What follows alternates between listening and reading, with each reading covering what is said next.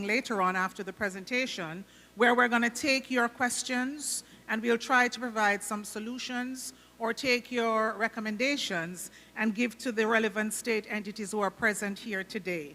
So the announcement is that we have a secretariat, and the representatives of that secretariat is made up of the SDC, the ODPEM, and the Ministry of Local Government and Rural Development. The members are seated in the back, but they'll meet you on the side at that table. If you have questions that you feel you prefer to have written down and read, we can take that. Or the microphones are in the aisle. You can make your way to the aisle when the time comes and ask your questions. Additionally, I'd like to just announce that we have representatives from the Jamaica Public Service. We have Mr. Edwin Livermore, we have Mr. Orlando McCoy, and Oswald Smiley, and they are here to take any JPS-related issues later on in the presentation. So, I think at this time I need to invite His Worship, Mayor Councillor Richard Crary, to bring the welcome.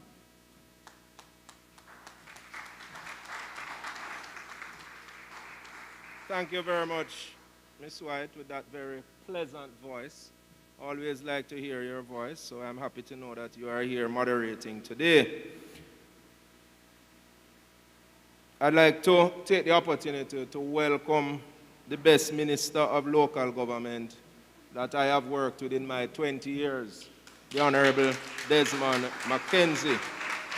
Welcome, Minister. You are spending a lot of time in the parish, and every time you come, you bear gifts. So we always appreciate when you are here, Minister. So feel free to come more often.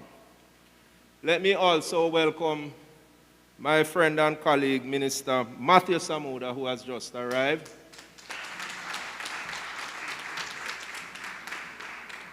Let me, although it is difficult, I still have to welcome the Councillor for the Port Maria Division, Councillor Jermaine Smiley. Can't welcome a man to his own yard, but I have to do it. Let me welcome also, I see Councillor Hudson with us. I see a number of heads of agencies. I see the Fire Brigade. I know the Miss Fakuri and the members of the National Solid Waste Management Authority. Members from ODPEM, SDC, all the various agencies that are here present. The media. I notice we have 2 media houses present with us. Members from the Ministry of Local Government and Rural Development. Let me welcome you all to this town hall meeting on disaster preparedness. There will be a number of presentations that will be made, but to me the most important part of this exercise is for the residents of St. Mary to ask their questions, make suggestions, and to tell us of their concerns. Let me also welcome the Member of Parliament for Southeast St. Mary, my Member of Parliament, Dr. Norman, Minister Norman Dunn. I know MP for Central St. Mary, Dr. Maurice Guy, if not here already, will be joining us shortly.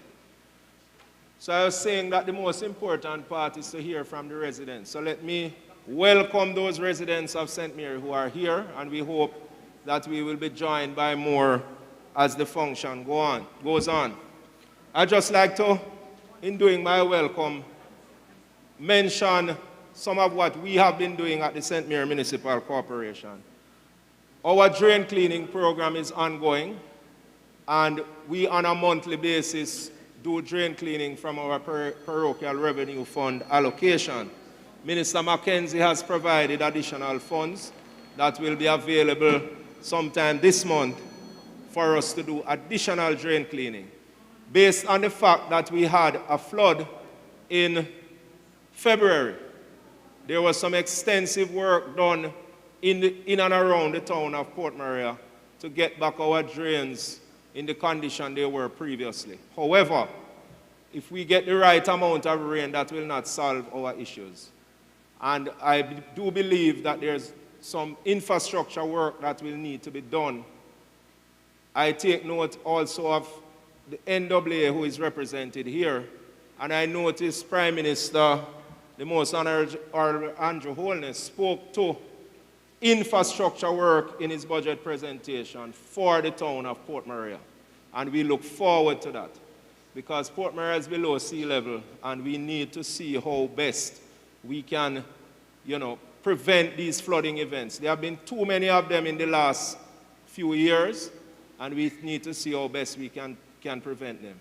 I would also like to thank Minister McKenzie, who, when we had the flooding in February, it was the first time that business persons who were flooded, received funds to assist them in restarting their businesses. I'd like to thank Minister McKenzie for that. When he came and he saw the plight, he decided that he wanted to assist, and that assistance has come.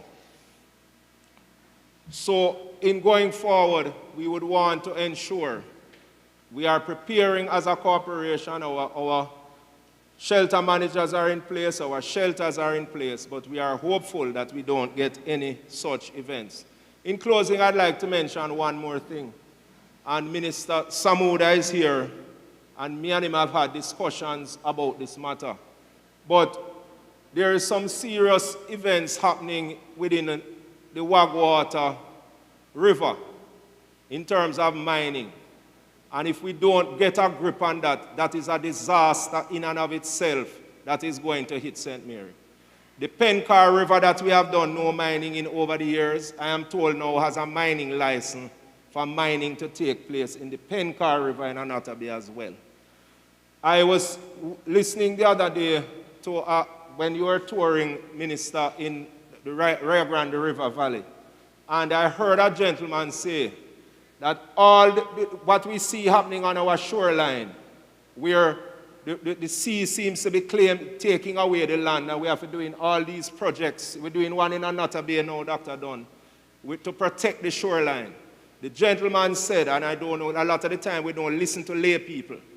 He said that it is because of all the mining that is taking place.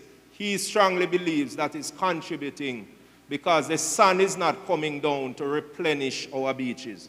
Don't know if it is so, but as a layman, it sounds like something that makes sense. And we need to do the studies, but what is happening in our Wagwater River and in terms of mining across this parish is a disaster waiting to happen. So we need to address that one, Minister Samuda. Let me just welcome all here today. Listen attentively, but as I said, the most important part is to hear from you, our residents, after you have gotten the various presentations. Welcome again. Thank you very much, Mayor. We'd also like to recognize Councillor Smiley and Hudson. At this time, I'd like to recognize Dr. Norman Dunn, MP for South East St. Mary, and invite him to bring brief remarks.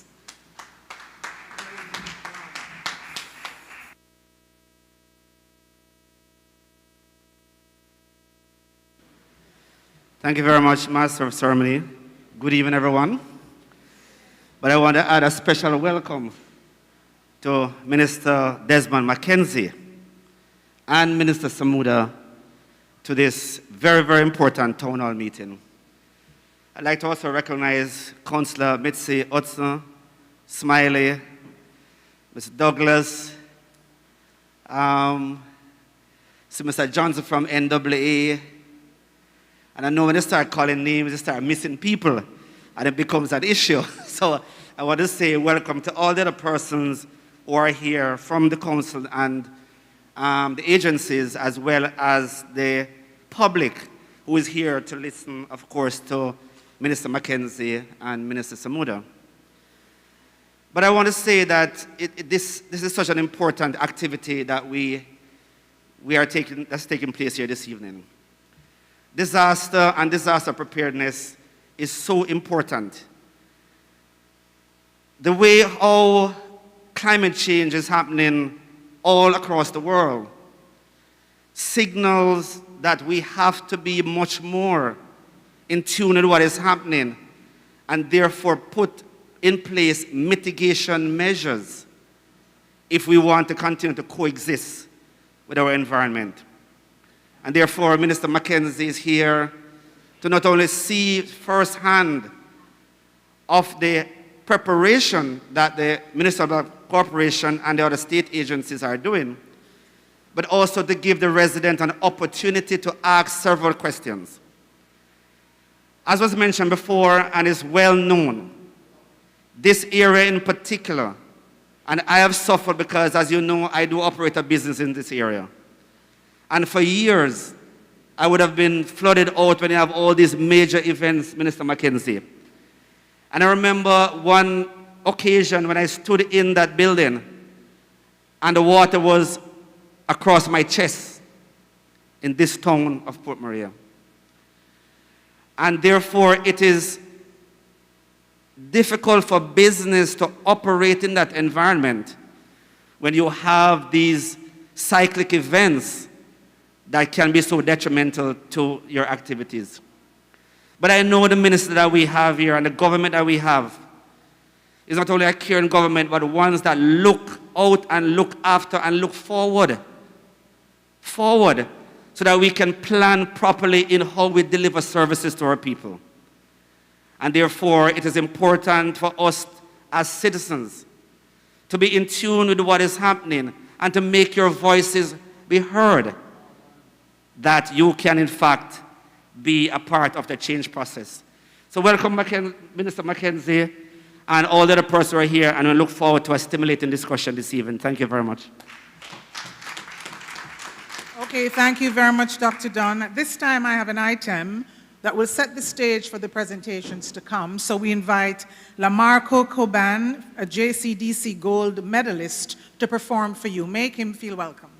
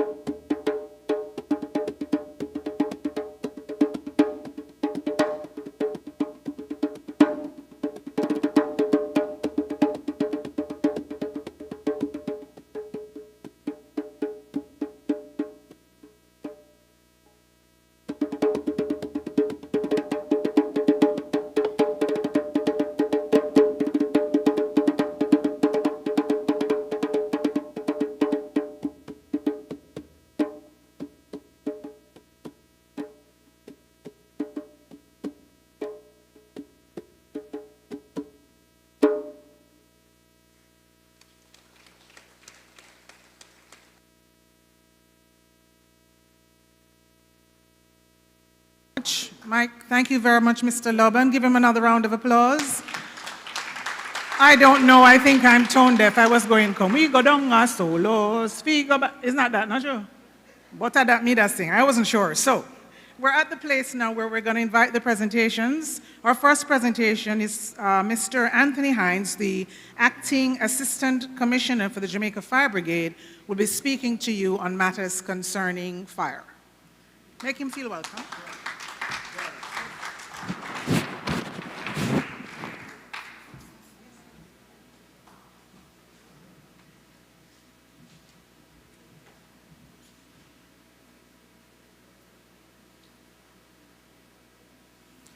Good afternoon, ladies and gentlemen.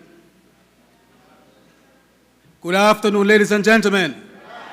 Wonderful, wonderful. All protocol observed, but permit me to specially acknowledge the Honorable Desmond McKenzie, Minister of Local Government and Rural Development, and all the others who are sitting at the head table. The Fire Brigade is in existence in Jamaica since 1871 and has transcended many eras for over 150 years.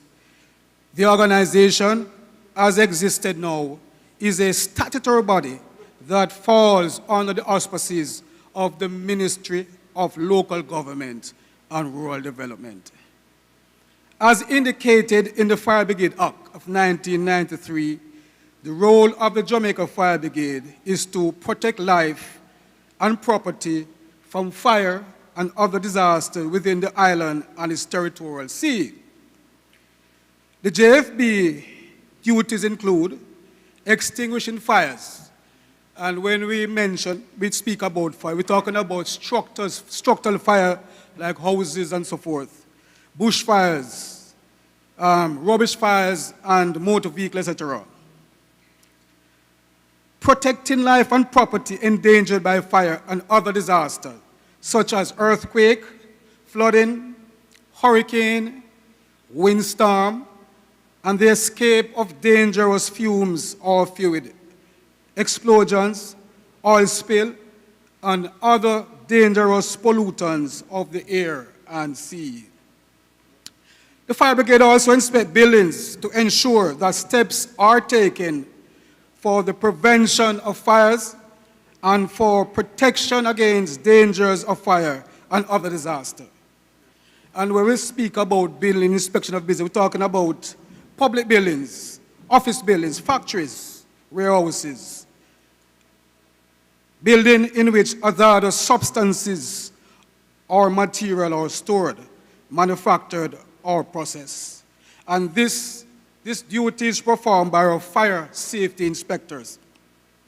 Make arrangements to ensure that reasonable steps are taken to prevent or mitigate loss of lives arising from fire and other disasters.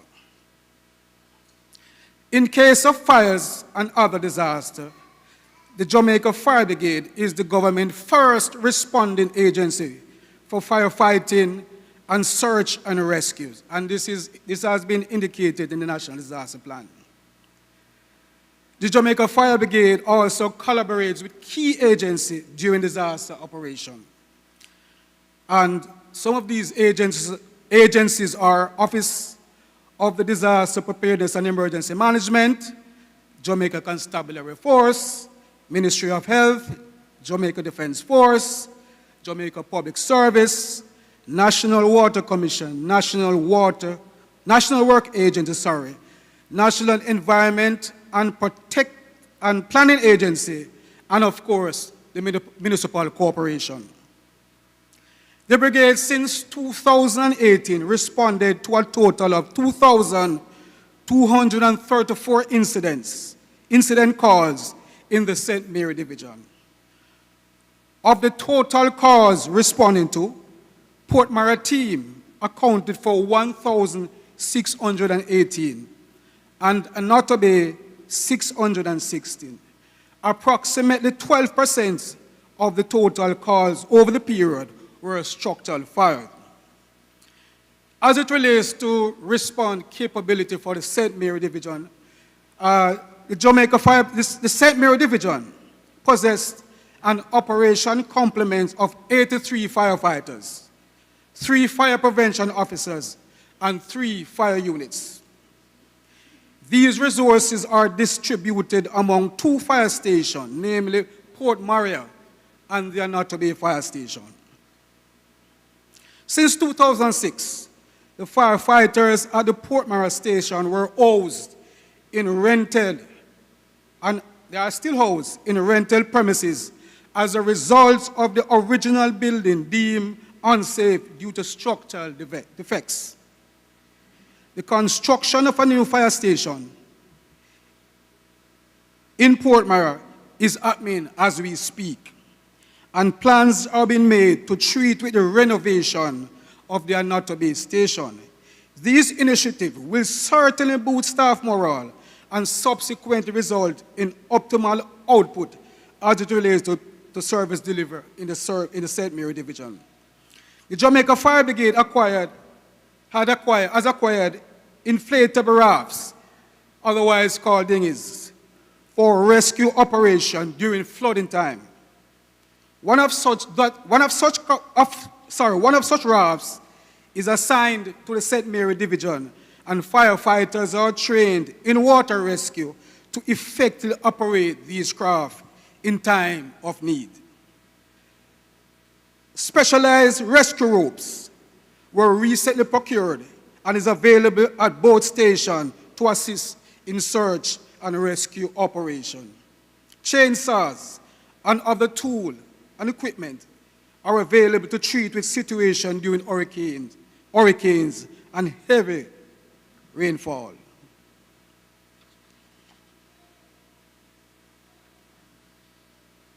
The Jamaica Fire Brigade will also assist in damage assessments and reconnaissance of the affected areas so that restoration work can commence.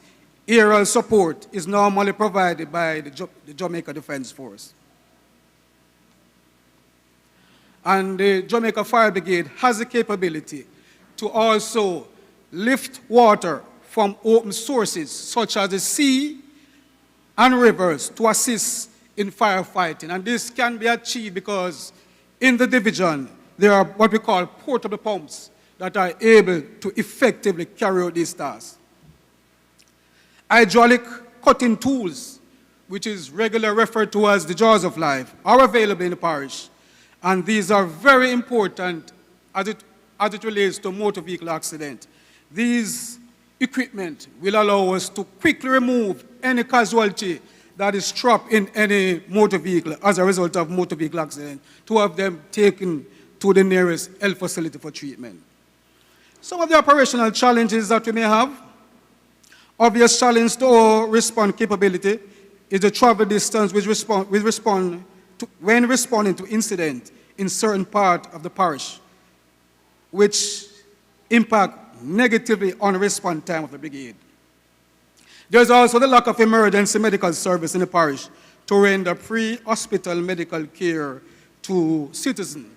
The emergency medical service, these are firefighters who are trained as EMT, and they respond with an ambulance to motor vehicle accidents and other situations where they would package any victims that are injured, package them properly, and transport them to the nearest facility, the nearest medical facility for treatment.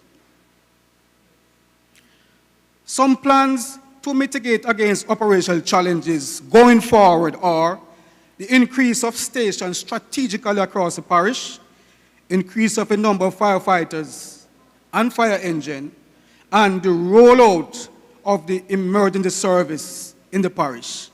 And incidentally, the fire brigade is now any new facility that they are building. They are making provision for the operation of the emergency response team. And so the new station that is under construction in Port Maria have those facilities. So the rollout of emergency medical service in the parish going forward will also help to mitigate some of our response challenges. These initiatives will ultimately increase the response capability of the division going forward. Thank you.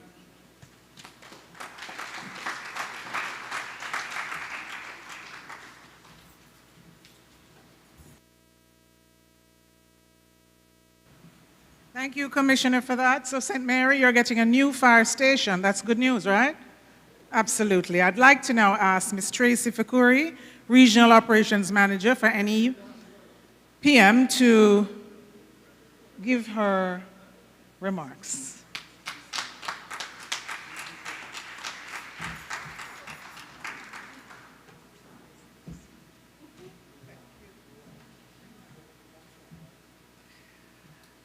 Good evening to everyone. The Honorable Minister McKenzie, special welcome to you. Very good to see you. Ministers Don Samuda, welcome. MP Guy and His Worship the Mayor. Good evening to all. My fellow stakeholders, my colleagues from NSWMA, citizens, residents of St. Mary, good evening. I am Tracy Fakuri. I am the Regional Operations Manager for undoubtedly the most popular agency that will be here this evening. We are here to speak about your garbage collection. I am here to listen to your concerns, and I'm here to offer solutions to the best of our ability and our resources. However, I want to have a kind of different presentation. So, at NSWMA, our slogan is, Jamaica's beauty is our duty. I'm going to invite this beautiful audience to say that with me. Let's go. Jamaica's beauty is our duty. And that simply means that for us to manage solid waste that is produced by all of us in Jamaica, it has to be a partnership with you, the producers of the waste, with NSWMA, the authority charged with regulating and collecting and the disposal of this waste. So it's a partnership. And I always like to kind of prepare myself for anything that may come my way by starting like that, because we are an agency that is available for any forum, any platform that we can do public education, because, yes, so now we are in 2022 hurricane season, but disaster preparedness really ought to be something that we prepare for all year long. It has to become a way of life. The way that we manage the plastic bottles that we utilize in our homes, in our schools, the thinking on how we dispose of it has to be different. We are charged with teaching the young ones how to manage. It has to start at home. They will grow in an environment that thinks carefully, not just throw it out, not just throw it in a box or something, but it is bagged, it is separated. Recycling Partners of Jamaica is actively working with NSWMA to partner with any institution that is willing to have a recycling receptacle at their location. Because it is very important when you think about our drains, when you think about the gullies, when you think about our beaches, the amount of plastic bottles and garbage that accumulates because of how we wrongfully dispose of that. Now, St. Mary requires 9 garbage trucks to offer a once per week collection. Currently, we have 5 trucks. We have 5 trucks in the parish. So we have to get creative. Instead of only having a truck in the day, we have to have a truck in the day and in the night. Unfortunately, some of these 5 trucks are small trucks, so the carrying capacity is not really what it ought to be. But, you know, I heard the mayor mention how efficient, effective the Honorable Desmond McKenzie is, and I'm very proud and pleased to say that through the Ministry of Local Government, NSWMA will receive 50 new trucks before the end of this year.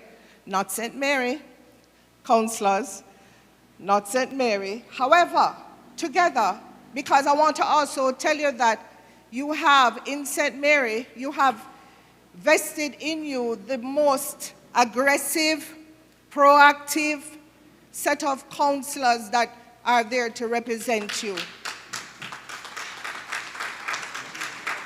So together we are working towards getting St. Mary Parish an additional trucks as soon as NEPM is facilitated with their portion of the 50 trucks. So my presentation, being short, is only here to leave you with the message that together, Jamaica's beauty will be our duty, and we will always continue to work with you to improve the services offered to your parish. Thank you.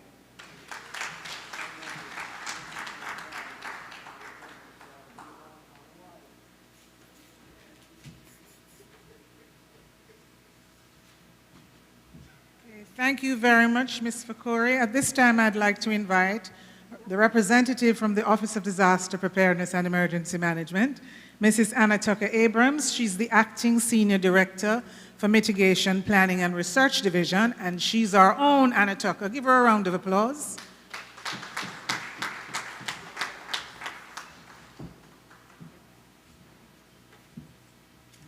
Good evening, everyone. First, let me start with the head table. Good evening to the the Honorable Mr. Desmond McKenzie, Minister Samudo, of course, your own Mayor, Mr. Carey, and the other distinguished guests at the panel. Good evening. Good evening to the residents of Port Maria and Noto Bay, Highgate. Is there anyone here from Highgate? Anyone here from Golden Valley? Broadgate? Well, we're here to share with you today on the hazards, let me remove my mask. The disaster risk that face your parish and some of the activities we've been working on to alleviate those hazards. So as you know, for St. Mary, your primary hazard is flooding. So communities like Port Maria and Noto Bay are the main areas that experience flooding every time there's a severe event.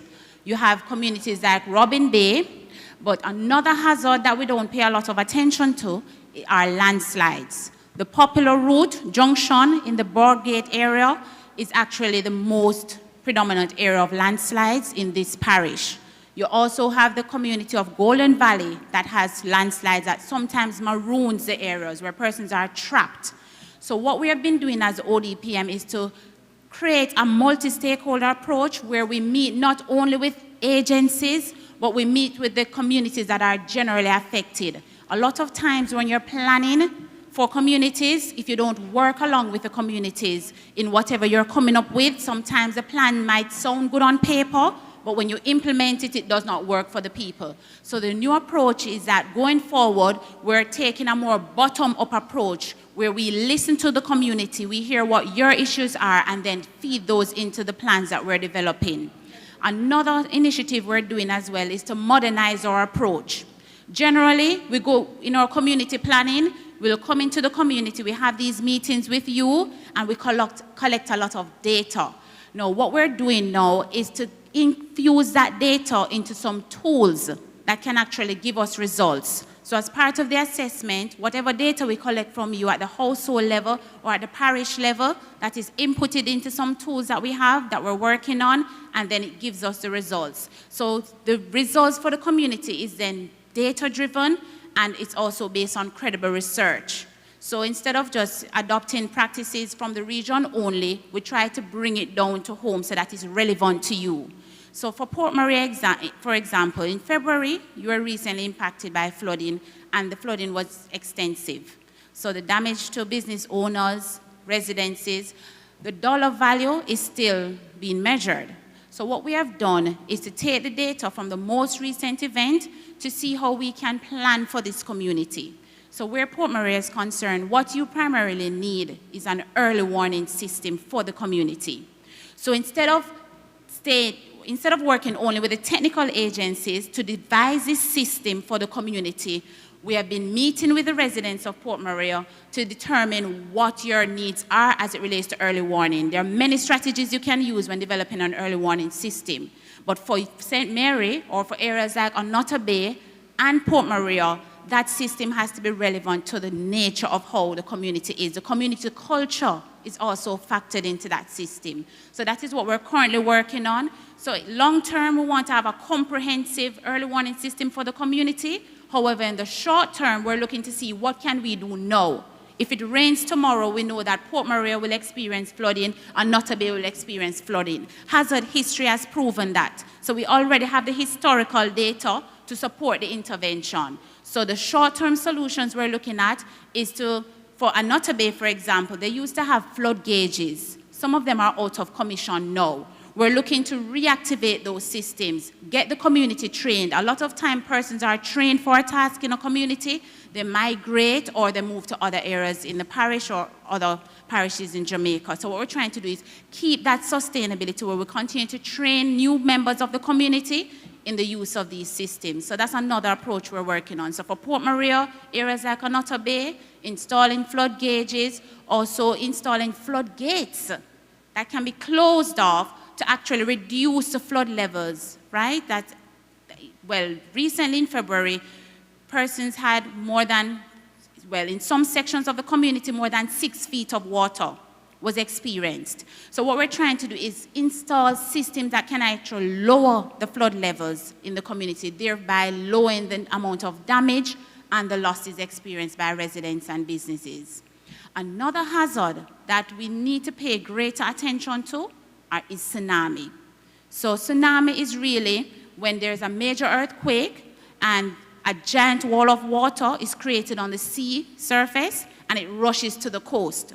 Communities like Onoto Bay, Robbins Bay, and Port Maria are coastal communities, so you're therefore high risk to tsunamis. So if we're in this room today and a major shaking occurs, that rocks the building, some of us might fall over, it is in our best interest to run to the highest point. So even though we haven't received news that there will be a tsunami, the approach is that you must be ready. You must live in a state of readiness because you're living in a high-risk area.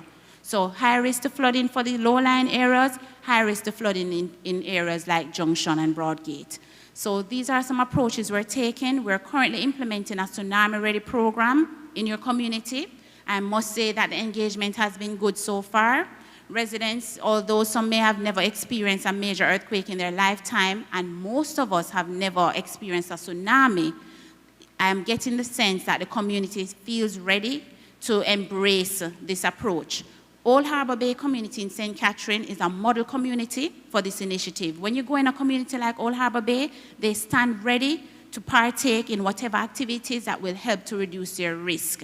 And as we've been engaged in Port Maria and other communities like Onoto Bay, we have seen where the engagement is just as positive. For Port Maria, though, there is need to strengthen your organization, so your community-based organizations need to be reactivated to ensure that when we implement these systems in the community, you are able to sustain it going forward. So we don't want it to feel like a project where we come in, we implement something, and we check out of the community. We want to leave it where there's sustainability in the community. You've identified your community leaders that will hold the baton, take the baton from the agencies, and carry the mantle through for implementation over the long term. So these are some of the interventions that we're thinking of for your community.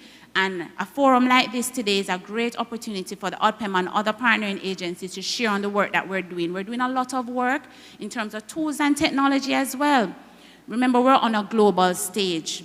So of course, even though you're a community, a lot of the work you do is still publicized on the global stage. And what we're trying to do as well is to showcase a lot of the interventions being done. We're inputting them into our methodologies. We're using tools, online tools that are free for access by the public. And some of these, as we continue to engage, you will share on those things. So going forward, we welcome your continued participation and active involvement in all our interventions. And we look forward to hearing further from you. Thank you.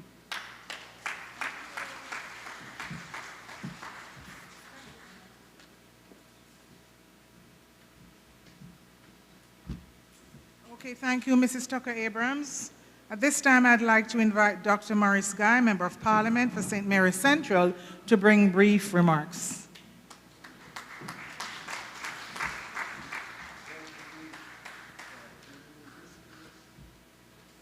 Thank you very much, Madam Moderator.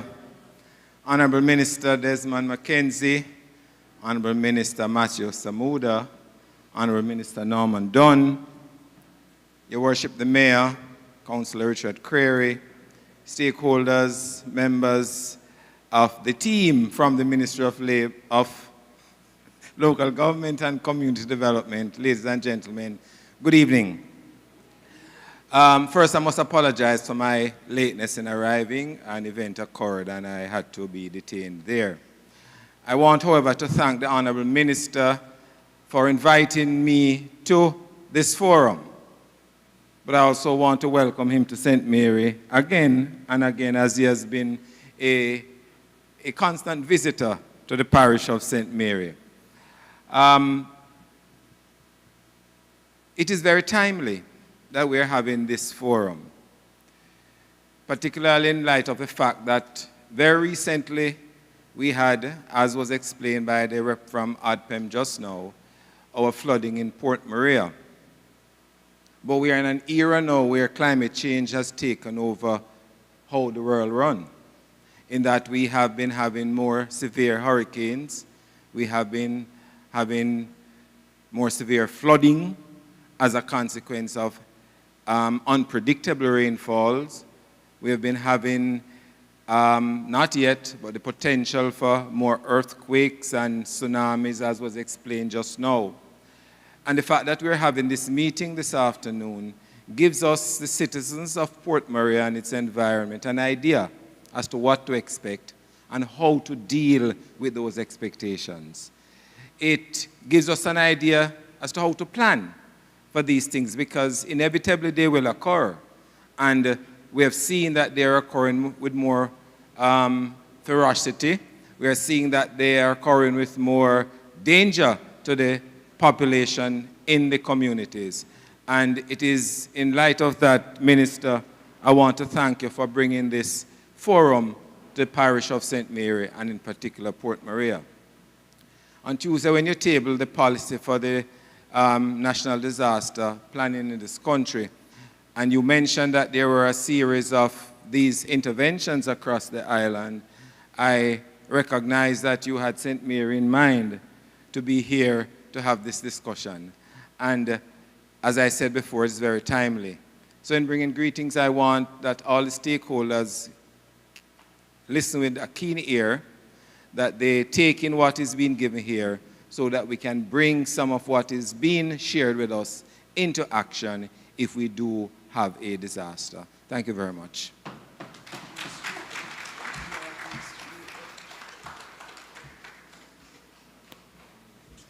Okay, thank you, Dr. Guy. We now invite Mr. Rowan Brown, head of the weather branch at the Meteorological Service, to make his presentation.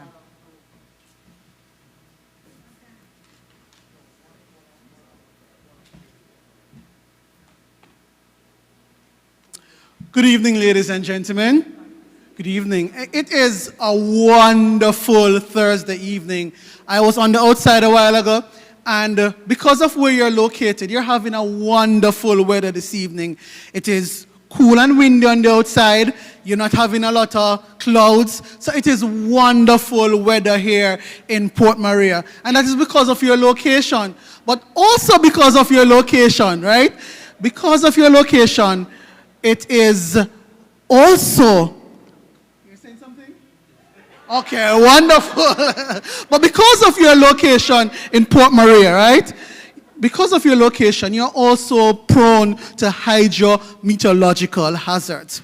And because of your location, in December to April, you are prone to cold fronts. So cold fronts will come across and you will have most of the activity in northeastern parishes. So you are prone to that.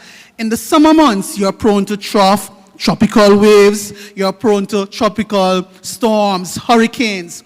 And therefore, this town, Port Maria, and this parish, because of your location, you are prone to natural disaster. And because of that, preparedness must be a way of life here in Port Maria and in the large extent in St. Mary.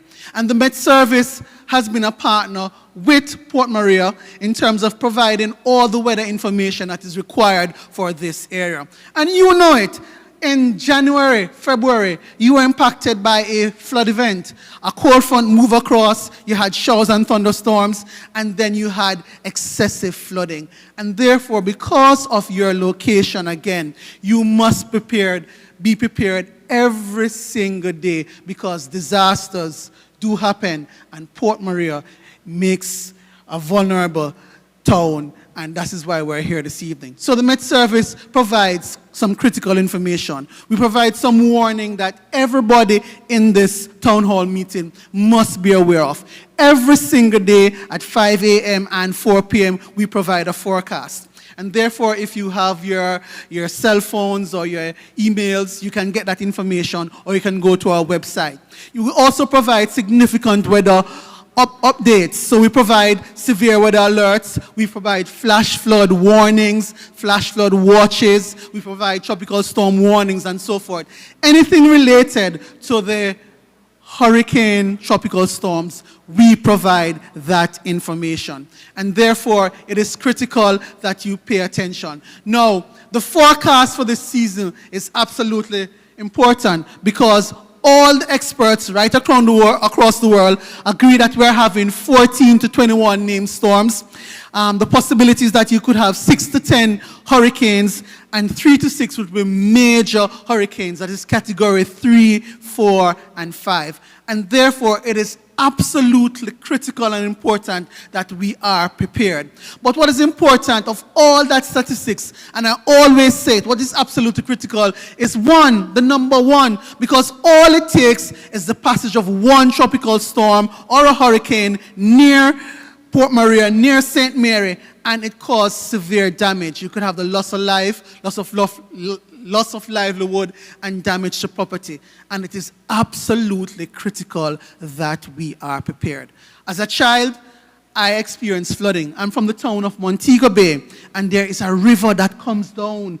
Not a river, a gully. They call it the North Gully, and it comes down. And I've experienced flooding. So as a meteorologist, I understand the concept both from a scientific perspective, and as a child growing up near the North Gully in Montego Bay, I know what flooding involves and what it takes. I lost a friend to flooding, coming home from the Cardinal Avenue Primary School and get washed away. So I understand what disaster can do, especially natural disaster and especially flooding. And here in Port Maria, you are highly prone to flooding, and therefore it is absolutely critical that every single one in this room be prepared for natural disaster. Again, disasters do happen. Please be prepared. Thank you, ladies and gentlemen.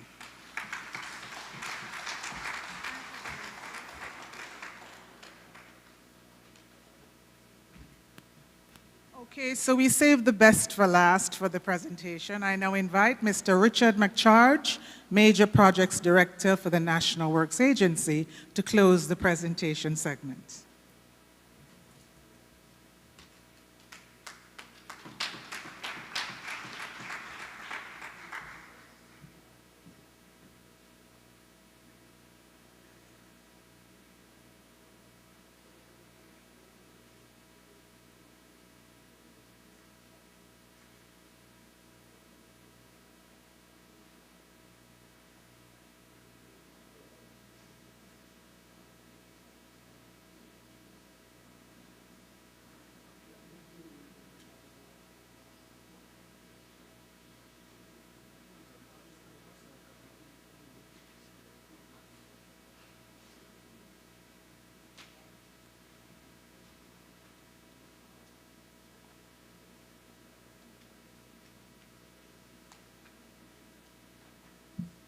distinguished members of the head table, ladies and gentlemen, all, good evening. My name is Richard McCarriage, and I am representing the National Works Agency. As you heard, I'd just like to recognize my colleague, Mr. Javon Johnson, Assistant Parish Manager, St. Mary, who is also present. My task is to give a brief report on the role of the National Works Agency in disaster management. And so the mission of the NAA is to plan, build, and maintain a reliable, safe, and efficient main road network and flood control system, which serves the purpose of protecting life and property, supports the movement of people, goods, and services, reduces the cost of transportation, promotes economic growth and quality of life, and importantly, protects the environment. The scope of our mission, therefore, includes the following. A, the island's main roads and bridge network generally, but in the event of natural disasters, we partner with the local authorities to seek to address the issues on all roads, whether main roads or parish council roads.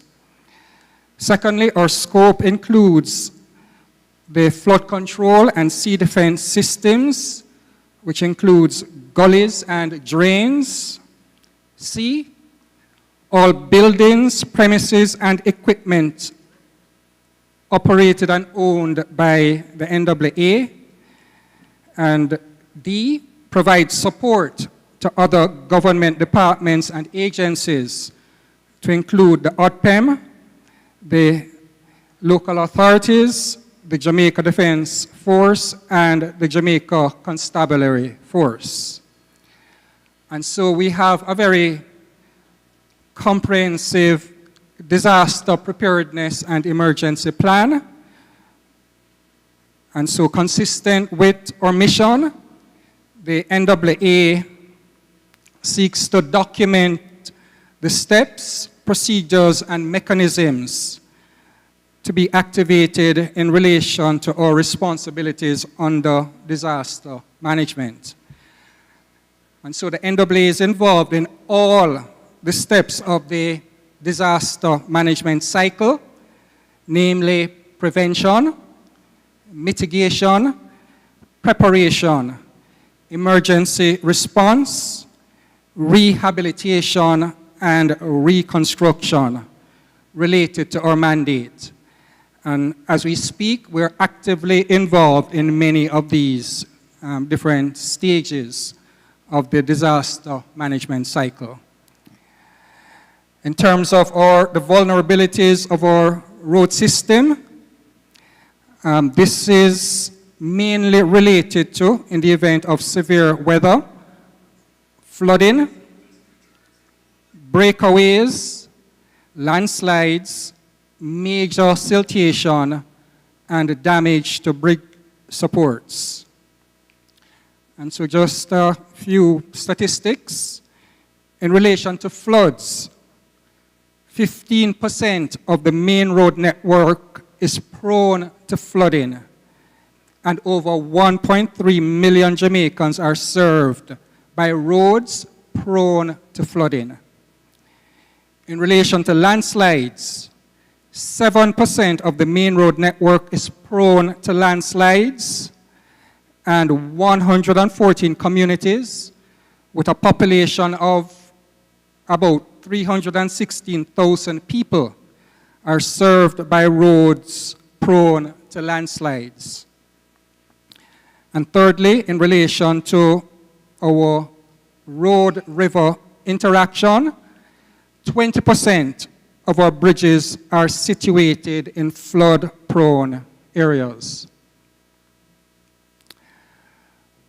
Our weatherman just shared a bit about the prediction for this Atlantic hurricane season. And so you should be aware that there is actually a 65% probability that the hurricane season will be above normal in terms of activities.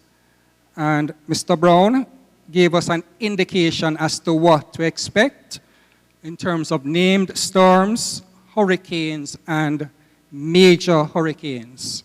So again, we need to be prepared. Some strategic challenges faced by the NAA in the management of the road network and drainage structures are associated with poor waste management, which results in blocked drains. There's also limited capacity of some of our major drains. And there is also the effect of climate change with the accompanying sea level rise. And so we have developed some maps to assist in the planning and response to the onset of natural hazards. And these maps seek to identify areas across the island that are most prone to floods, storm surges, landslides, and sea level rise. And so we use those maps as a planning tool in seeking to prepare, in seeking to put in place mitigation measures, anticipating the onset of flooding in particular and hurricanes. And so by way of us preparing the NAA for the hurricane season, we have already embarked on a series of activities to include the recruitment of staff, internal staff, to serve in our emergency operation or EOC center, which is activated in the event of a pending natural disaster. We have also reviewed our disaster preparedness and emergency plan. And we have done a review of our in-house fleet of equipment and also equipment that could be made available to us by private contractors. We actually had a meeting with such private contractors, equipment high-rich contractors at the start of the season. And in relation to that meeting, we would have collated contact information on equipment owned and available from contractors by parish island-wide. And so it's important to note that the NAA continues to rely heavily on the services of private equipment owners, as our fleet is limited, particularly as a result of the change from the former PWD, Public Works Department, to the now National Works Agency. We also have a listing of our own, though limited, equipment and operators by region and parish. And we have made available contact information for all our regional managers, parish managers, and assistant parish managers to our key stakeholders. And so just to make mention now of some of the mitigation activities as well as drain cleaning programs that we have embarked on, to include river training works, gully cleaning, and the cleaning of major drains island-wide. So under our drain cleaning program, other drains have also been cleaned since the start of the hurricane season. So the program not only targeted critical drains, and I'll mention a few shortly, along the main road network, but also some along parochial roads in all parishes. And so to this end, approximately $537 million have been allocated to be spent on mitigation works in the present financial year, and approximately $156 million have also been approved to be expended on drain cleaning activities, much of which have been completed already in St. Mary.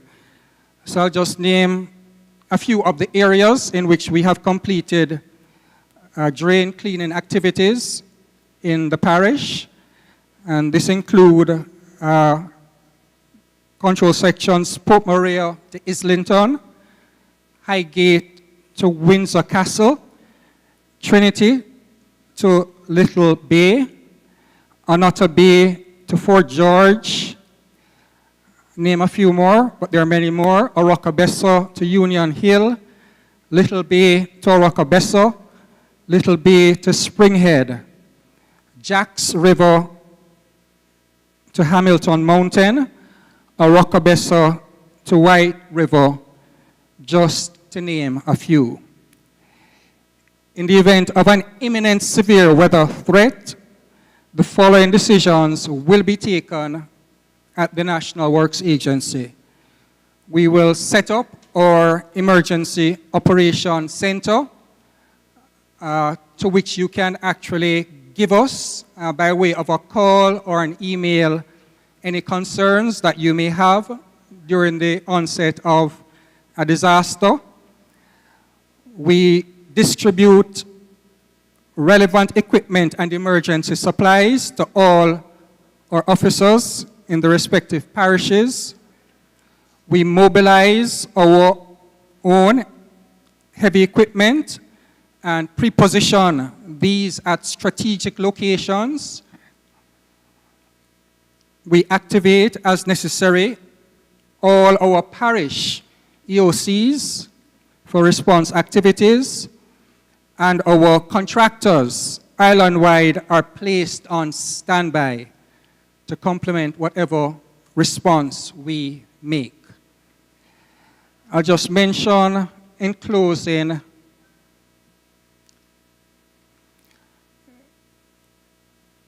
river training projects that have either been completed or about to commence in St. Mary. So we have done major river training works in the Esher Bridge area, and the Tiber River under phase 2 of the river training in that area is projected to start soon at a cost of approximately $34 million. That concludes my presentation. At the end of it, when we get into the question and answers, we're here as NAA to address any concerns that you may raise. Thank you.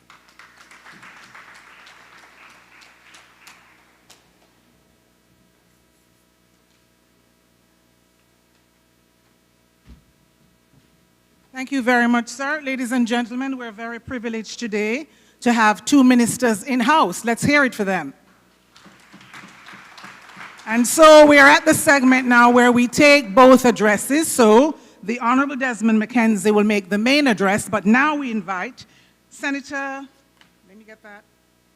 We now invite Senator the Honorable Matthew Samuda, Minister without portfolio, Minister with responsibility for climate change in the Ministry of Economic Growth and Job Creation. Make him feel welcome.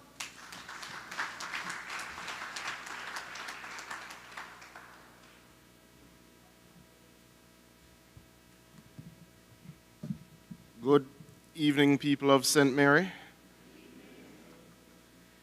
Allow me to acknowledge members of the head table. Firstly, Minister Desmond McKenzie, who is certainly no stranger to this parish.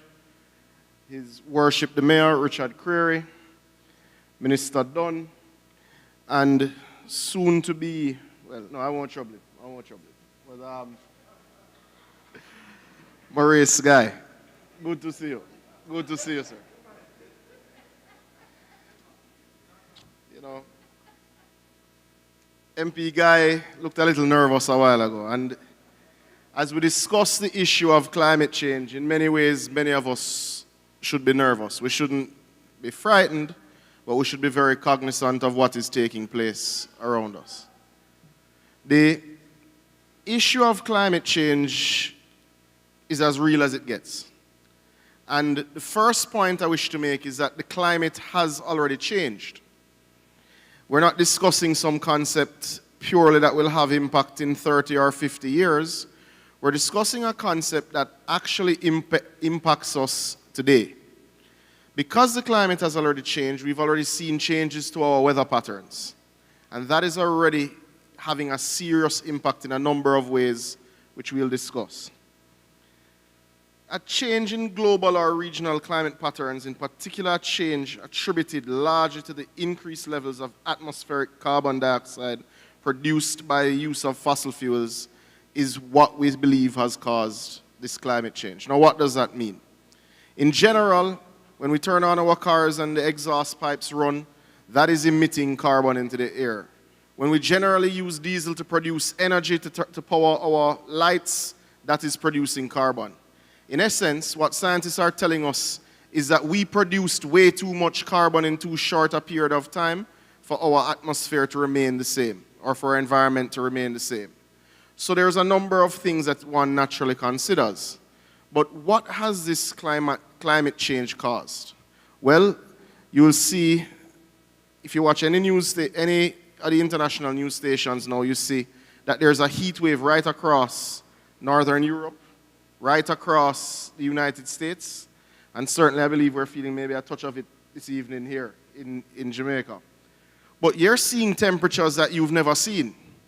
So with these increasing temperatures, it is creating all sorts of havoc in ecosystems. We're seeing biodiversity loss.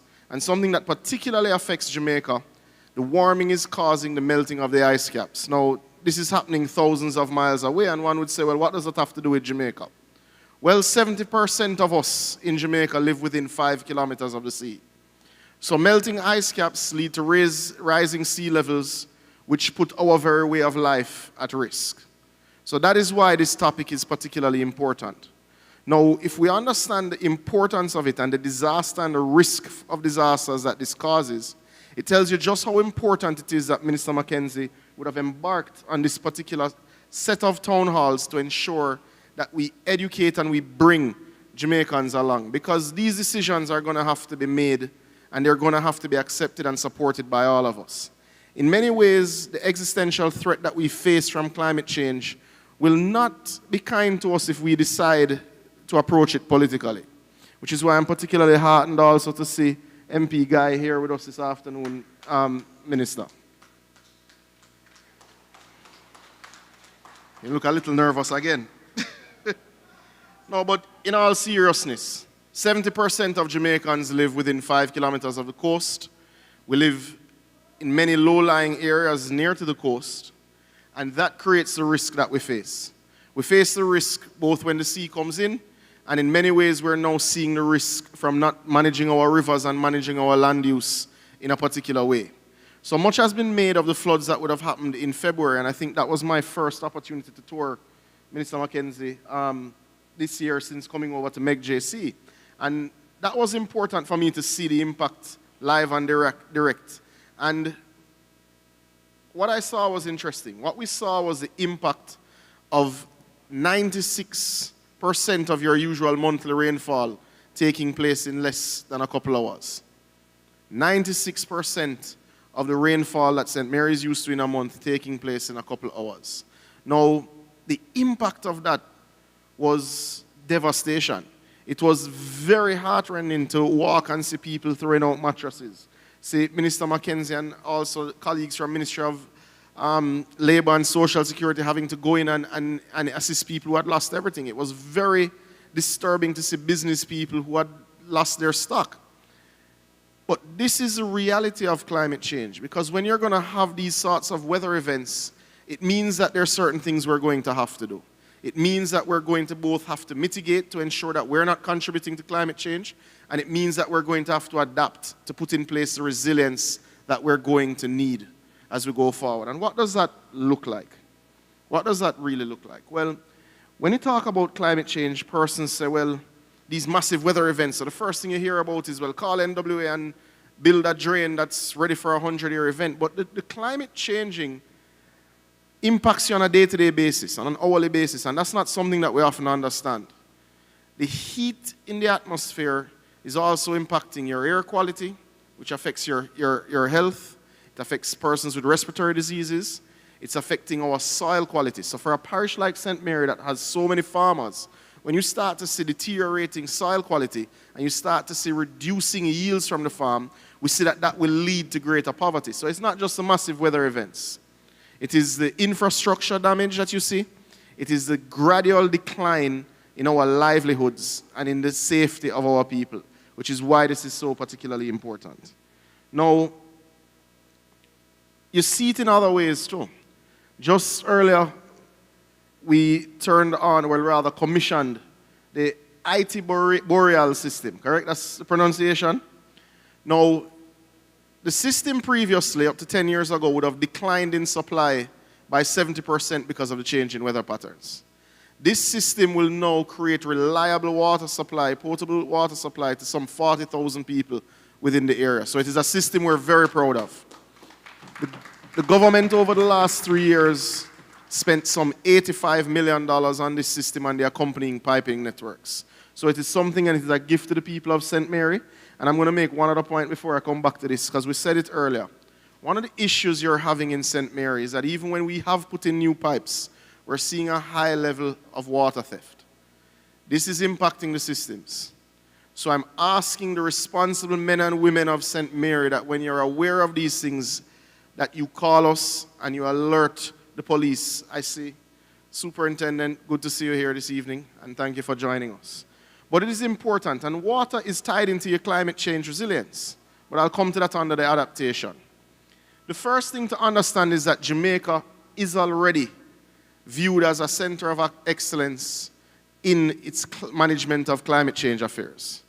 Now, sometimes we think of ourselves as excellent with our ladies on the track. Surely later, we're looking at another 1, 2, 3. Sometimes we think of it in music, we think of it in other sports. But Jamaica is seen as a center of excellence in how we manage climate change. Our Prime Minister was selected by the UN Secretary General to work with the President of France, President Macron, and the Emir of Qatar to ensure that he went globally to help replenishment of the Global Climate Fund. So he's given a target of $100 billion to raise so that small island developing states like Jamaica could access the finance. So it says to you, your Prime Minister is widely respected in this area. And largely he's been successful. We've seen a lot of money come into that space. But in the area of mitigation, Jamaica is one of, I think, the first 11 countries to submit what is called our updated NDCs. Your NDCs are your nationally determined contributions. Now, at its core, what Jamaica has said, ladies and gentlemen, is that we will cut our emissions by 50%. Now, that is bold, that is ambitious, and we've said we're going to do it by 2030.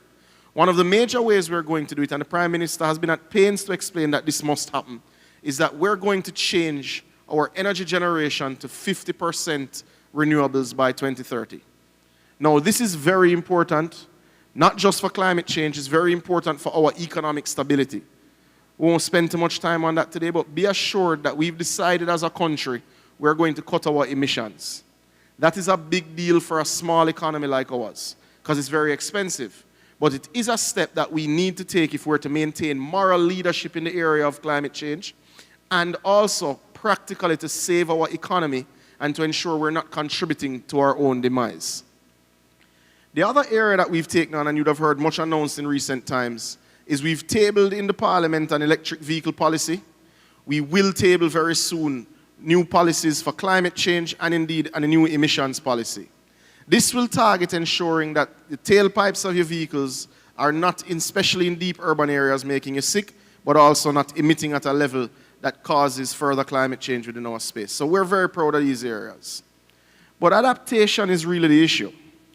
Adaptation, the question is, how fast can Jamaica invest in its infrastructure, in its people, in its systems, to ensure we build the infrastructure that will keep you safe with the changing weather and the changing environment?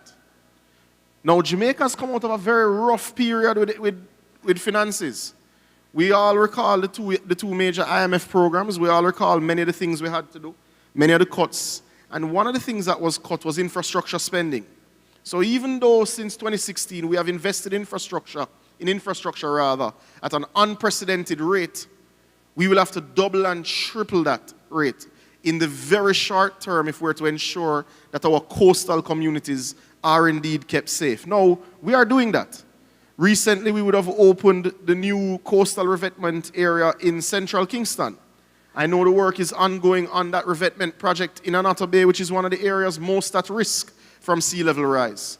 But we will have to do the same, Minister, for Port Maria. We know that Port Maria is at particularly great risk because of the sea level rise. Now, this is extremely expensive. Every kilometer of road where you put in that sort of hard infrastructure is 10 million US per kilometer. A lot of money. And that doesn't necessarily open you up to economic investment. It, however, does de-risk further investment in the area because you have the confidence that the area is relatively safe. But that's one such area. You have issues of drainage. You have issues of public infrastructure. And most importantly, you have issues of water. Just in May of this year, St. Mary would have gotten 46% of its 30-year average rainfall. That shows you just how erratic our weather patterns have gone. Now, it doesn't mean you didn't have greater rain in February and March, but you don't have catchment systems to take 96% of your monthly rainfall in a couple hours. You don't have storage for that sort of thing. So it shows you the impact you're going to have on water, which we all know is the basis of life. It is the basis of your economy. It is the basis of all of our future. This is an area that the government is investing in a way that we just haven't in decades. So this system, for instance, in ITBRL, is one of several dozen. We literally can turn them on every weekend. But that is still a drop in the bucket, the proverbial bucket, in terms of what is absolutely required. In Kingston and St. Andrew, Minister, we would have had in May 11% of our 30-year average. Not below by 11%, but 11% of our average. So it speaks to the great difficulty we have with these changing weather patterns. Now, the other issue that is well known, but is critical to our survival in dealing with climate change, is non-revenue water. 70% just about of our water nationally that we collect, store, process, and pump either leaks out or is stolen. That's what non-revenue water is. Now, with declining rainfall in several areas, we're going to have to correct that, and we're going to have to invest at an unprecedented rate to have this corrected in the shortest possible time. Because we could have prolonged periods where we have less rainfall. But that should not, if we invest the right way, stop potable water going to everyone's pipe. We have a lot of work to do. We have a very short time to do it in. But ladies and gentlemen, I want to assure you that we're approaching it in a systematic way. In March of this year, Jamaica launched what's called JISTV, the Jamaica Systematic Risk Assessment Tool. So what that does is it assesses the risk of all of our public infrastructure. And then through that tool, we're able to channel resources to NWA, to factories, to Port Authority, to local government, to all of our agencies in line with the areas of greatest risk so that we are able to protect you in line with what is required. That also is going to NHT, to HAJ to make sure that we're building the infrastructure at the specifications that keeps you protected. So we're not taking this lightly. That system was done in partnership with PIOJ and Oxford University in the UK to ensure that it is well done, well managed, and we received foreign support for that system. The last point, or rather, in closing, there are a number of elements that have to come together. We have to invest in information, we have to invest in science, we have to invest in IT to make sure that all of the points of data that we're seeing across every parish are indeed coming together. That will allow us to make informed decisions. The other thing that we're going to have to do is follow Minister McKenzie's example and work in a coordinated way. So in the way Minister McKenzie has brought all of us together this evening to speak to the people of St. Mary, all of the government agencies, the private sector, NGOs, the churches, all have to come together to ensure that when decisions are made, we bring the people along. Because, for instance, when you're building a road that used to cost you X, you're now going to have to build a road that costs you X plus Y plus Z to make sure every time you have a storm, it doesn't wash away. So it's going to mean that we make different infrastructure decisions. It's going to mean that we put houses in places that persons perhaps didn't think about before, and that some communities have to be relocated. So it's going to take an all-of-society approach as we make these decisions to make sure we prepare for the disasters that will come. The other thing that we're going to have to do is we're going to have to trust some of our technocrats at the Ministry of Finance. They are preparing for a rainy day. Just this year, we launched what's called our catastrophe bond. We were the first country in the world to launch this catastrophe bond. The premium was sponsored by World Bank. This is an insurance bond for disaster. Now, when you use that fiscal space to pay for a future issue, that's not necessarily always good politics of the day. Everybody wants more resources in their area. But this protects us against what can go wrong. So I want to applaud the Ministry of Finance for making this step, because it is a brave, bold step that protects our future. Ladies and gentlemen, the climate has changed. Weather patterns have changed. We are at significant risk.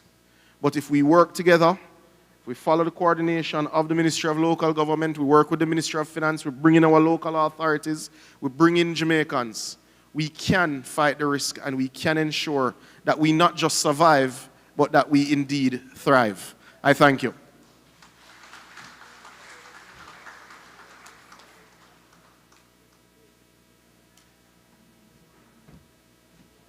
Okay, thank you very much, Senator the Honorable Matthew Samuda, for your address.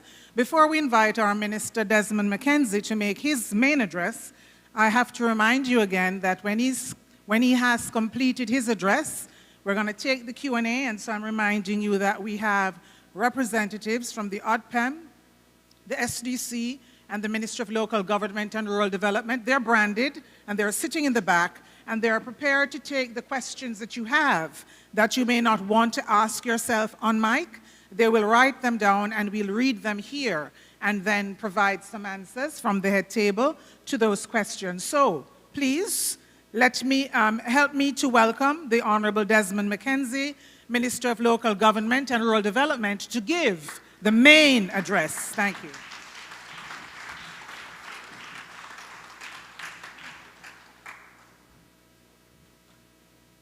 Thank you, Adele Maris. She's our moderator in these forums. Colleague, Cabinet Minister Matthew Samuda, colleague members of Parliament, Minister Dunn, and Member of Parliament for this constituency, Dr. Guy, His Worship Mayor Richard Query, councillors, the CEO of the St. Mary Municipality, representatives of the various agencies that have been our partners since we started this new series of town hall meetings. The National Works Agency, the Met Office, both these entities operate out of the Ministry of Economic Growth and Job Creation. The Jamaica Fire Brigade and the Office of Disaster Preparedness and Emergency Management, ADPEM, are agency that operates, and the National Solid Waste Management Authority are agencies that operate within the Ministry of local government. The Social Development Commission is responsible for the on-the-ground organization. And earlier today, they would have staged a fair just across the park that vital services were provided to residents in Port Maria and adjoining communities. The Jamaica Constabulary Force is our friend, our partner. The media, we are live on nationwide radio and Power 106. We are streaming live on the ministry's page and on the GIS page. So there is full coverage of our meetings. This is the third in a series of meetings that we will be putting on. Next week, Thursday, we are going to be in the neighboring parish in Senan in Runaway Bay. And the importance of these meetings is to bring the message of disaster preparedness and the importance of the subject to the communities. The last time I was here, I was in this same church hall. That was in February, March of this year. Following the flooding that rocked this town, I came and I saw situations that touched me in a way that we had to respond to the needs. We did some extensive work within St. Mary, within the Port Maria area, in cleaning the drains, in removing the fallen trees, and the approach of the government was a multi-government approach. National Works Agency played a critical role. The St. Mary Municipal Corporation, the Ministry of Agriculture, the Ministry of Economic Growth and Job Creation, the Red Cross, the Ministry of Labor and Social Security. We recognize the importance of Port Maria. And this is an area that has been affected every 2 years. And we have seen an intensity in the level of rainfall and the associated damage that has been created within the town. And not just in the town of Port Maria, but other areas outside of Port Maria that I visited. I actually visited the home where that young mother with a young baby was trapped, water reaching above. And she had to rely on the support of residents to assist her.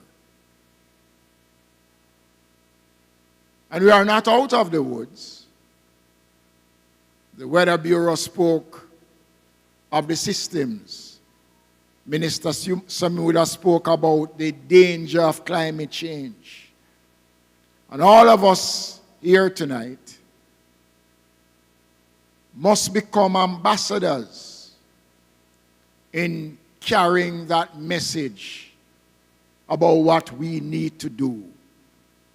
That level of personal responsibility that we need to demonstrate. And how we demonstrate this responsibility will go a far way in helping to limit the effects of what is associated whenever we have excess rainfall.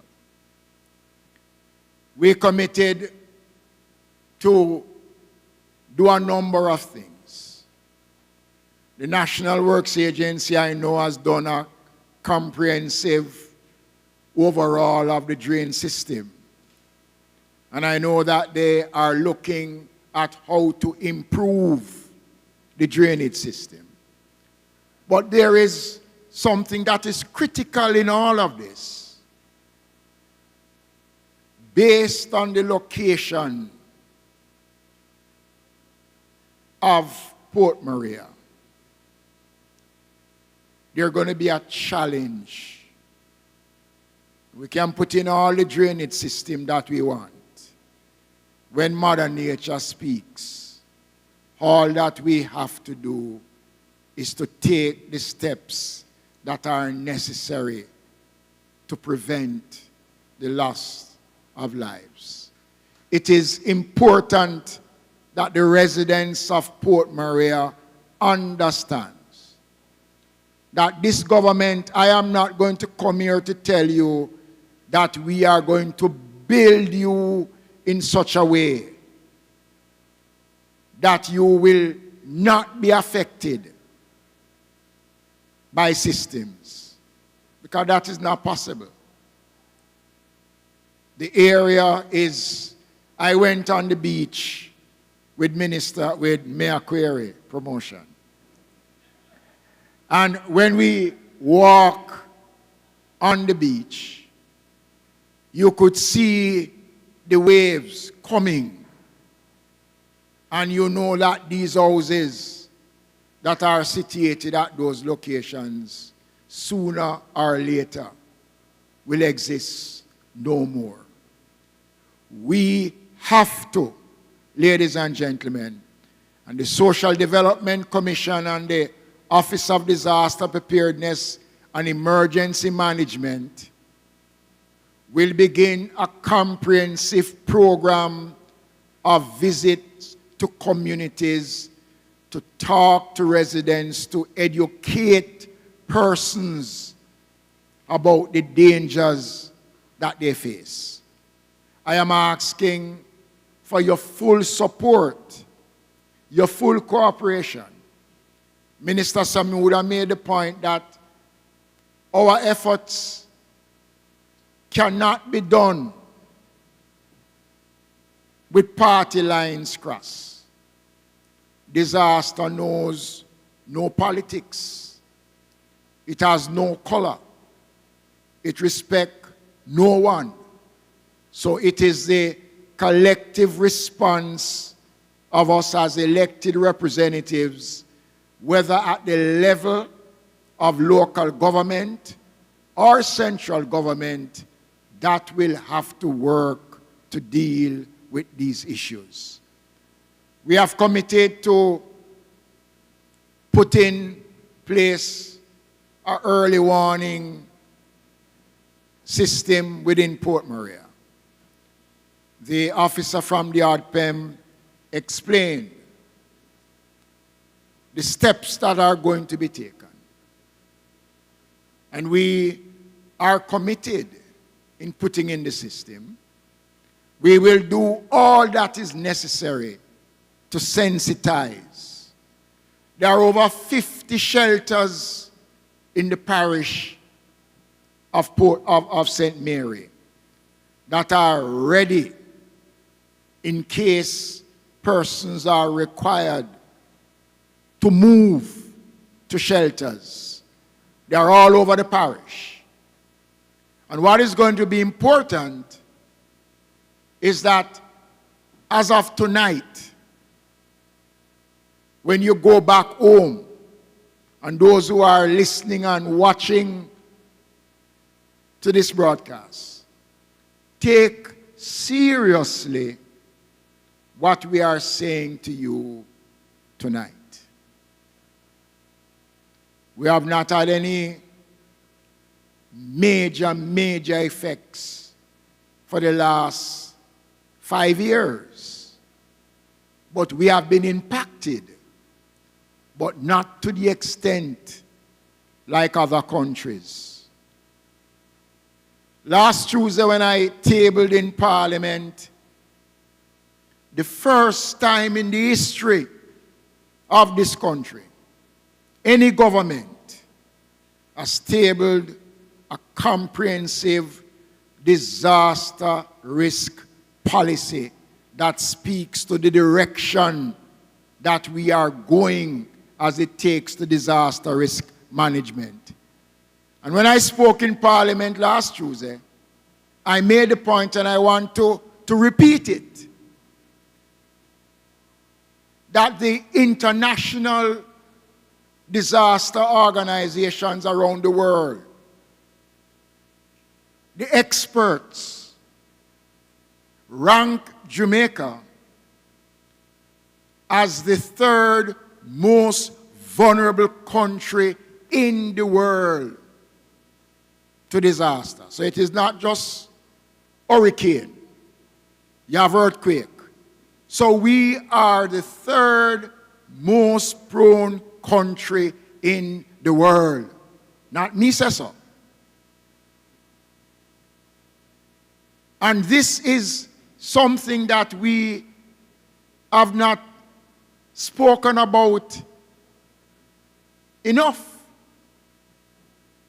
We need to understand that more than 70% of the island is on the coast. There are only about 3 parishes in Jamaica that our parish capital is not landlocked. 3 parishes in Jamaica where the capital, if there is a system, the capital will be spared. Spanish Town in St. Catherine, Mandeville in Manchester, Maypen in Clarendon. I don't remember if there's a 4th one. But all the other parish capitals sit at the mouth of the coast. Our Parliament building, the Bank of Jamaica, the largest public hospital, the largest maternity hospital, our prisons, our oil refinery,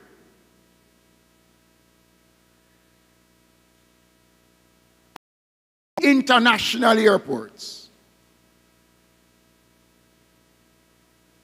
So what are they saying to you? Our capital city, Kingston,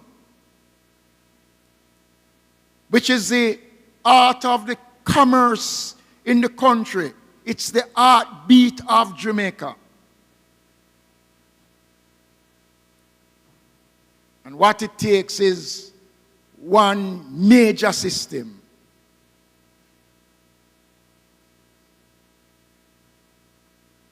And I'm saying to Port Maria tonight, this is not a time for us to be defensive. There might be people out there who is watching and listening to us who might be saying, "Cho, rubbish him attack, I idiot that." Now, no time for that. We turn back the hands of time and we saw what Hurricane Gilbert did to Jamaica. And if you go beyond Hurricane Gilbert, just a little before my times, people spoke about Hurricane Charlie. The floods of 1966.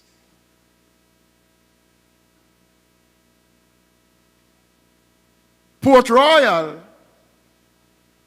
which at the time was one of the richest places on earth, we have lost an entire city buried beneath the sea. I am saying to the people of St. Mary, to the people of Jamaica, I saw some pictures of the London Bridge, and I honestly couldn't believe that it was real. I heard the President of the United States setting aside billions of dollars to retrofit and to provide resources, to provide air condition, and to make life for the Americans comfortable because of the challenge that we all face of climate change. We in Jamaica, our economy is not as buoyant as that of the United States. It's not as strong as Britain. And we must be proactive. And how can we be proactive? We must listen to the warning, take heed. One of the things that is of concern to me, that there are times when we get the warning that, look, something is imminent. And I remember a couple of years ago, I went to Port Royal. Twice it happened to me. When I was mayor of Kingston, the eye of the hurricane catch me on the Palisades Road coming back because I went to Port Royal and the people refused to leave. I went with MP Paul over there. 3 buses. Nobody moved.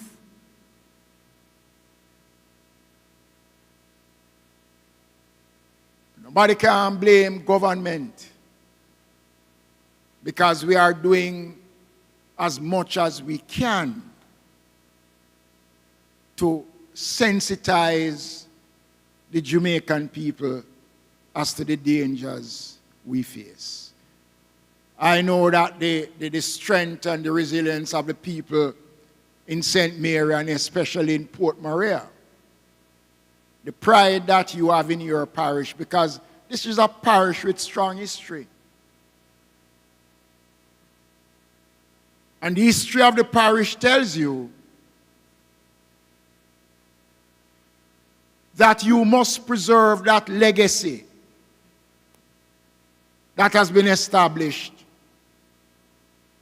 over the years.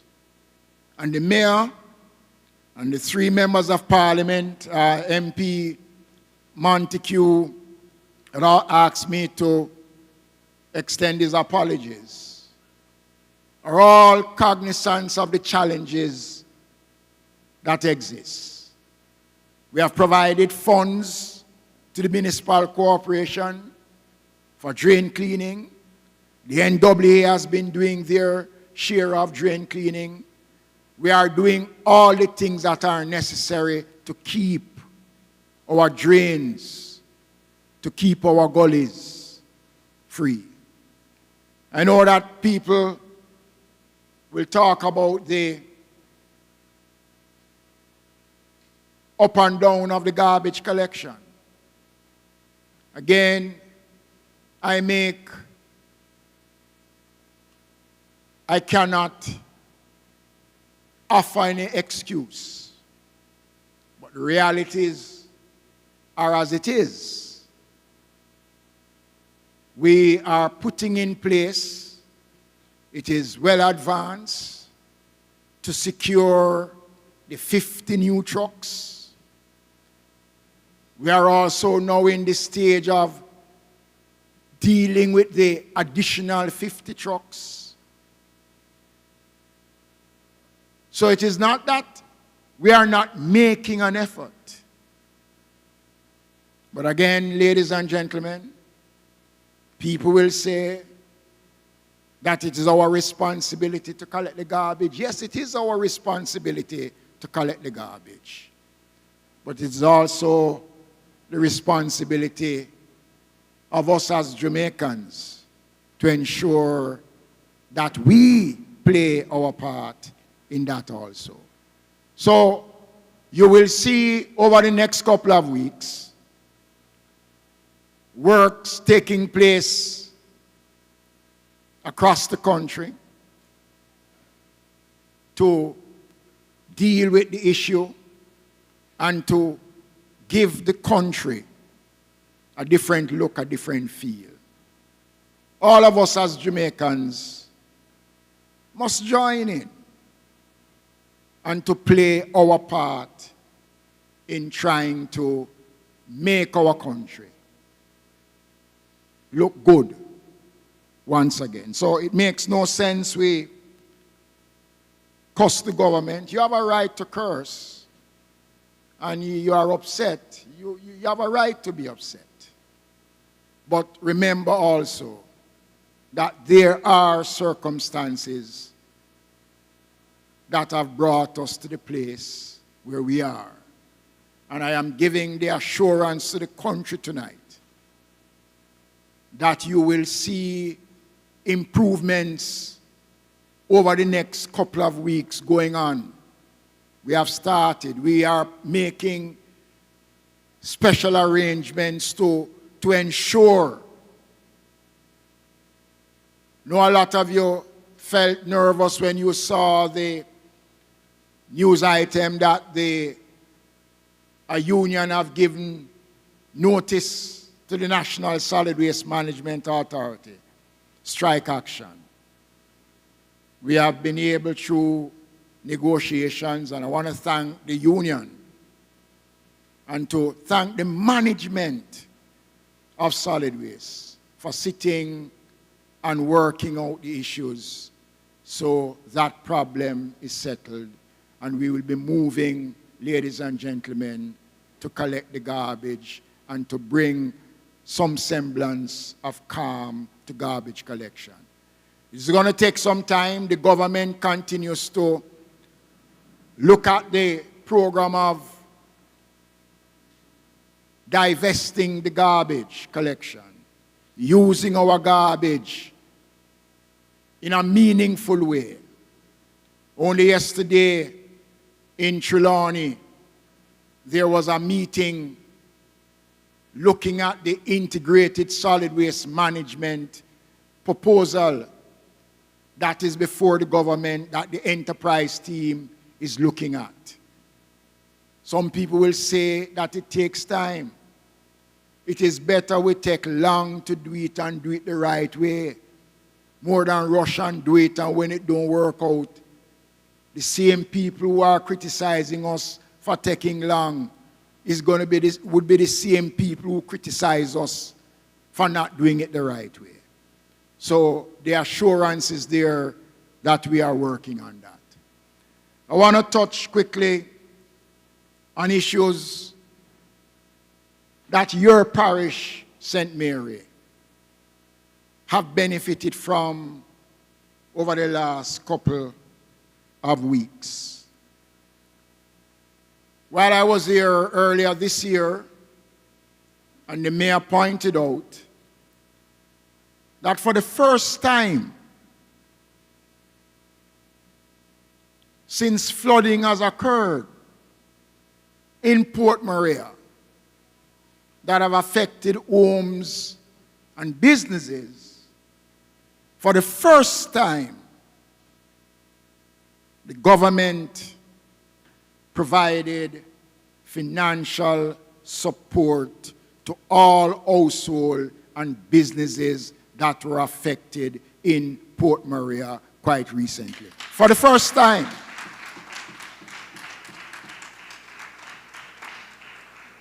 The Ministry of Labor and Social Security dealt with the households.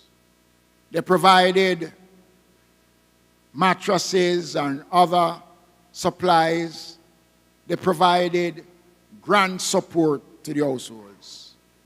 Never before has any business establishment in Port Maria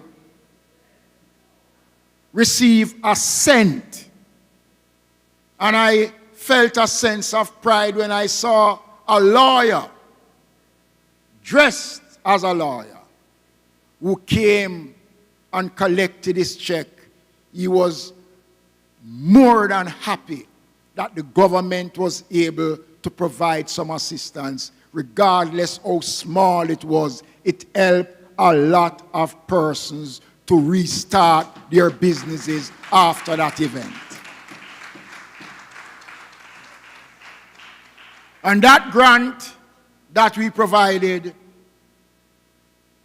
was almost $10 million for those small businesses. I had the mayor waiving the market fees for the vendors who were affected. So they got a free run. How much all on it was? 3 months in the arcade. Those persons never paid any market fees. We allow them to use that money to come back on their feet. And many are grateful and thankful for the efforts that were made. And we have been doing a lot of work in St. Mary. We are building indigent housing or social housing for people in St. Mary. Haywood Hall. We have completed a 1-bedroom at a cost of $5.6 million. Crane Park, 2 bedrooms, 80% completed at $8.7 million. Padgy Beach, 2 bedroom, costing $9 million. And a Rockabessa, a studio unit for $4.5 million. Social housing that we are building and giving to persons in St. Mary. I remember going up to, it was Haywood where the man and his son, Haywood Hall. I remember going up to Haywood Hall to this man and his son. And when I saw what existed, his only comfort, and I'm going to say it and I don't want I'm not going to say the radio station, but it is one of the 2 radio stations that are here tonight. He says that his only comfort is that radio station that keep him alive despite the conditions that he was living under. And I said to him, okay. And very soon, we never just build the house and give him. He has gotten a fully furnished house to live in.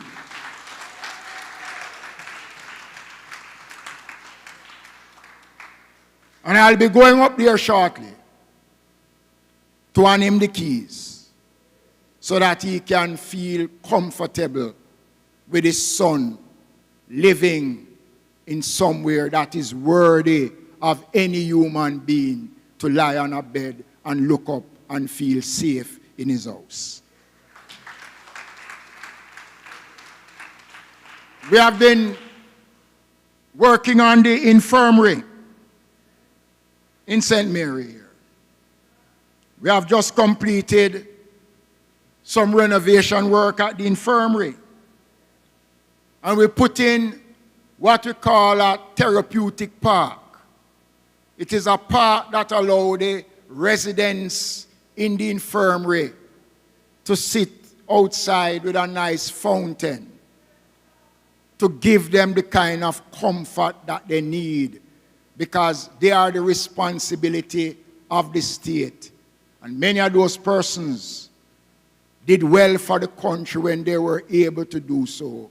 And in their last days, this government of Prime Minister Andrew Holness is making it possible for them to live in comfort. We continue to provide for the poor and destitute. And I want to talk about these things at the town hall meeting, because not only are we cleaning drains and making preparations, in the preparations that the disaster coordinators are making, it involves identifying persons who are living on the streets, persons who can't help themselves, who live in areas that are vulnerable. And those persons are recorded, and those persons will be taken up and taken to a shelter if it becomes necessary. That is the kind of work we are doing. And I want everybody here to understand that we are not leaving anybody behind. We're not leaving anybody behind. Today, earlier on, I went to Highgate and visited the market at Highgate. I was accompanied by His Worship the Mayor and by the Member of Parliament and the Councillor. And I must say, MP and Mayor, that the gridlock that exists in the town of Highgate as it relates to the flow of traffic is not something Mayor and MP that must be allowed to continue. It is, for me, something that is crippling the town of Highgate. And based on the work that we did today, we are looking at finding a solution to take those vehicles that are parked on the road, finding somewhere so that these people can park. The market has been a symbol in the town of Highgate for many years. And today I was very pleased when we explained to the vendors that Rome was not built and cannot be built in a day. And I really appreciated the fact that they understood and was prepared and is prepared to work with us in getting the market back on track. The insurance company came and have done the assessment on the market. And the mayor gave instructions for the cleaning out of the market to be done. And once that is done, an area will be identified, and we will do temporary repairs to those areas to allow the butchers? To allow the butchers and other such persons to go back. And then the other persons in the market have indicated that they will.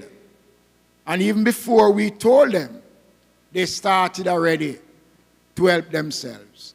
I am giving the mayor and the member of parliament the commitment tonight that the Ministry of Local Government will help to provide the funding to help to put in a temporary system in Highgate so that the vendors will be able to ply their trade and continue to earn their livelihood, because that is very, very important.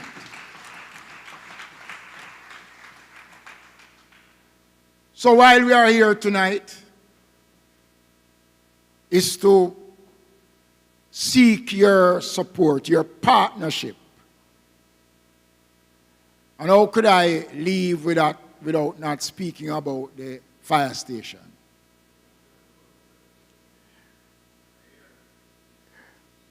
I am disappointed, and I'm going to say it publicly, with the pace of the work at the fire station. I visited that station within the last 7 months on about 4 occasions. And the next time I am going back there is when I take the Most Honorable Prime Minister to officially open the fire station.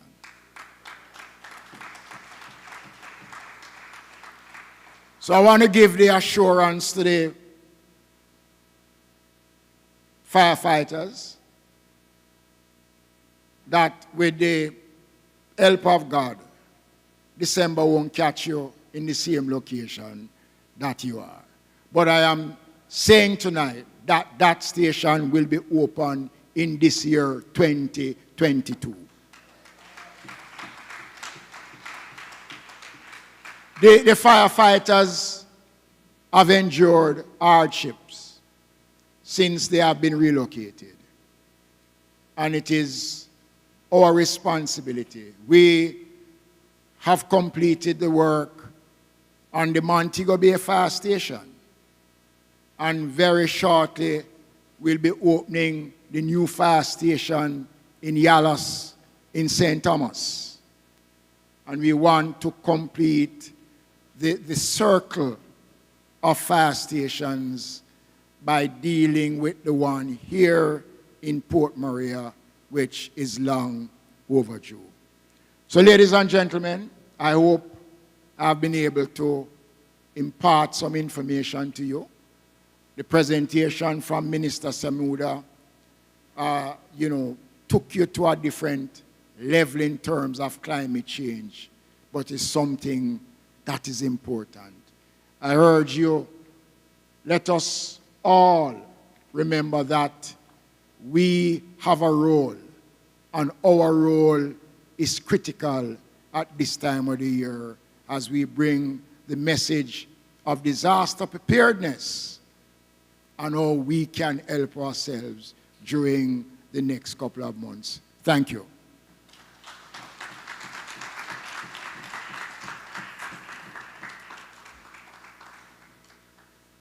Okay, thank you very much, Honorable Minister. At this time, we'd like to open the floor for the Q&A, but just some housekeeping matters. We have the microphone.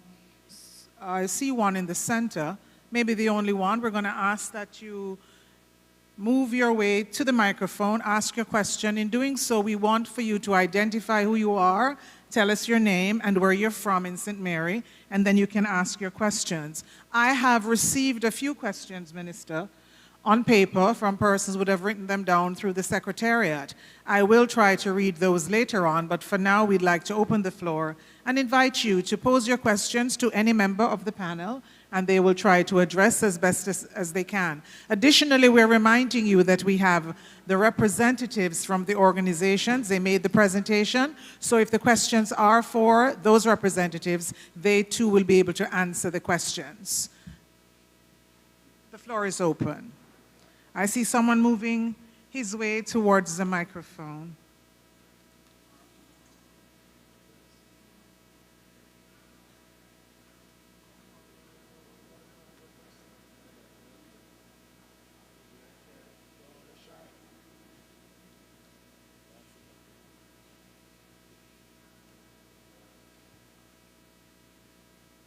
He's going for his seat. Okay, let me pose the first question then. This is to the JPS persons. It says, why is there no JPS light in Frontier Phase 1? The Frontier Phase 1 community is without the JPS service. JPS reps, you may move your way to the microphone if you have an answer to that question.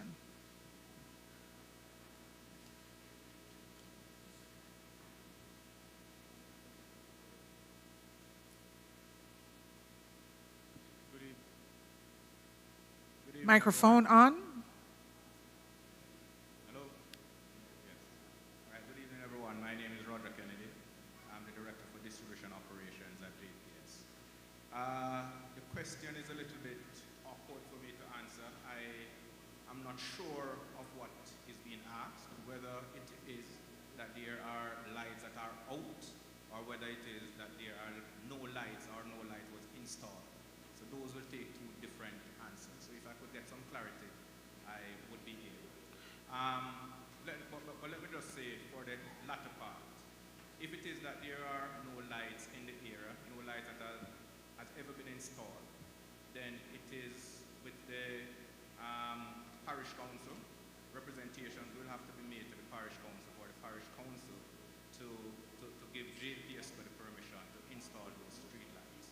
So if it is that is the case, then I would ask that the members of the community liaise with the council for them to interact with the parish council, for the parish council to give us the approval to install those street lights. All right, thank you so much. So Just for clarity, Councillor Smiley has informed me that it is not street lights they are referring to. It is just that there is no light infrastructure at all in the area. That's what they are referring to. Okay, that will be a different solution altogether. For that, again, some representation will have to be made by the citizen. I would suggest that if there's a citizen association, that they formulate a letter, send it to our commercial manager or commercial office, so that an engineering design can be done, estimate can be done, and a quotation will be made as to what is needed for us to put light in our JPS infrastructure in that community. So we will have to start at that point. Okay, thank you very much for the response. I have another question. You can make your way to the microphone. Let me just ask this one. It says, roadside in Islington has been reduced to single-lane traffic service since the flooding. When will the repairs be done? That might be for Works Agency. The roadside in Islington has been reduced to single-lane traffic since the flooding, and when will the repairs be done?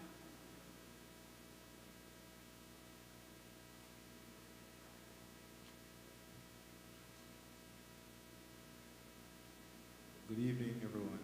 My name is Javon Johnson. I'm an assistant parish manager for the National Works Agency based in St. Mary. Let me first start by saying that we aren't currently aware of the situation, but we will certainly take a visit soonest as possible and address the matter. All right, so you're going to go to that area soon. There's a follow-up question also, that 2 sections of the road also needs retaining wall. You're aware of that also? So the estimate was already submitted by the MC on separate occasion, but no update is forthcoming. So we're just putting that in. Okay, all right. So thank you for that question also. What we will have to do now, since estimates have been submitted previously, we'll have to follow up on the process to see how far they are in the process and how soon they can be implemented. All right, thank you for that. Any comments from the table? You're welcome. We'll take the question, lady in the back. Please just tell us where you're from and your name. Good evening, ladies and gentlemen. Good evening. My name is Asin Gordon, and I'm from the community of Tracy Street. I am from the community of Tracy Street, that between Bailey'sville and Sunside. My concern is 2, water, JPS, and the road. Unfortunately, I have not seen any member of the Water Commission here today or this evening. My community is lack of potable water. For many years, there is no potable water in my community, and it's something that needs to be addressed.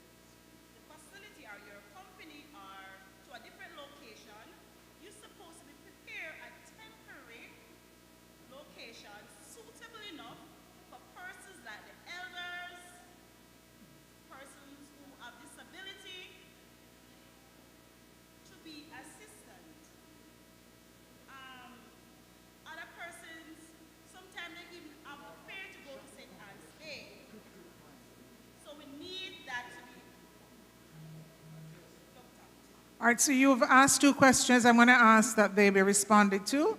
And then there's a gentleman behind you also waiting to ask another question. So if you'd allow for the first question to be answered. Well, thank you for raising the issue, the water. The technical team isn't here, but I've made note of the location. I understand that there's a source issue in the space from your MP, meaning that the source that used to provide water to the network is no longer viable. What it will mean is that we'll have to get WRA, which is the Water Resources Authority, to do a study of the area to find the closest well or other water source. If not, we'll have to interconnect other systems. So there'll be work to look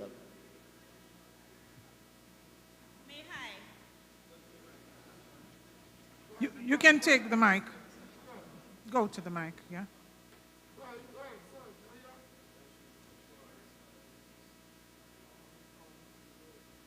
Good evening again, everyone. My name is Mitzi Hudson, Councillor for the Hampstead Division.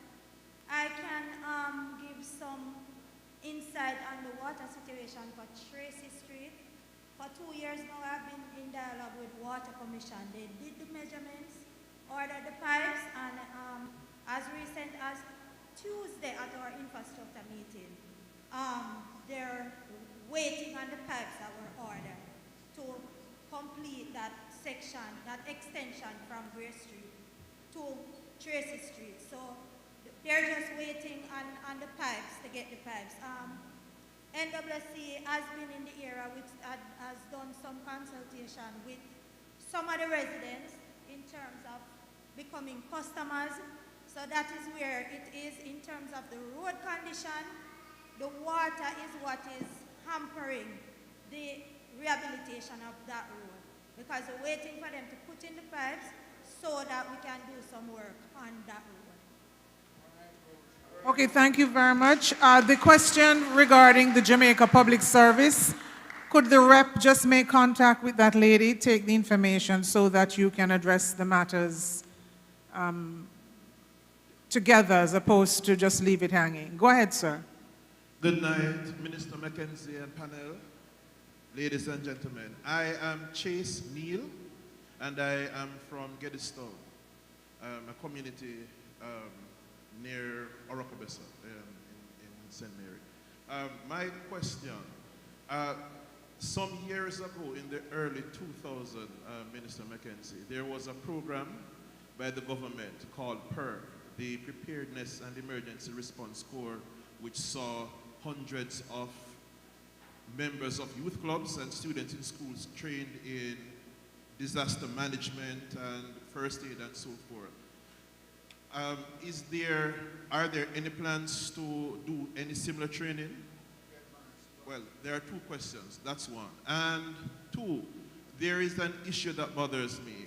For the past years, we have been hearing of a number of misappropriation of public funds. Does this affect the rate or the extent to which we can effect climate change responses, disaster management? And if so, what can Parliament, both parties, do to minimize the misappropriation of funds so that we can effect these changes on behalf of the Jamaican people? Okay, I'm going to address the PERC question that you have. Currently, we have a National Disaster Risk Management Volunteer Program, which is a bigger program in terms of how we treat with our volunteers. The representatives in the back can give you more information about that. We continue to train, however, through the MCs at different levels, but from the ODPEM directly. So when we train with the parishes, the parish disaster coordinator, the training officer in the ODPEM would arrange for some select types of training. The PERC, I don't want to say that we're trying to roll that up in the national program. So I think what we're trying to do is bring all of the volunteers under one umbrella, and that is what we have been doing in the last 2 years. And so that program will see to all the various elements coming up into that. So we have been training under the volunteer program, and some members possibly of the older PERC program would have been trained as a new volunteer. So we could discuss that more with you later on, but the program still exists, but not in the name that you mentioned. So climate change and adaptation to climate change is very expensive. So we obviously need to use every dollar that we have in the most prudent manner. And I think, quite frankly, all of the climate change projects that I'm aware of admittedly across administrations have had no issues that I'm aware of with misappropriation or not meeting governance standards. The climate change projects invariably are done with international support, not just cash. Sometimes you get technical support to guide the spend. It's done at auditing standards which are sometimes beyond our own auditing standards. So I'm not aware of any such issue. But I understand your concern, but you can be assured that our climate change projects are certainly being done in line with international standards for governance and for transparency. Thank you. Do we have any other questions? Yes. Good evening. Speak a little louder, please.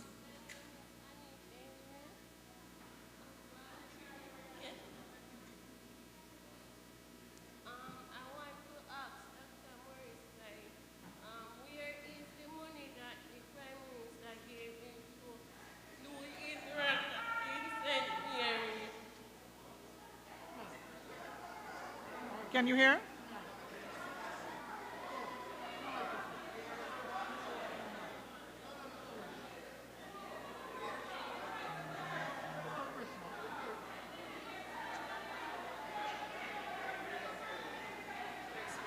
Next question.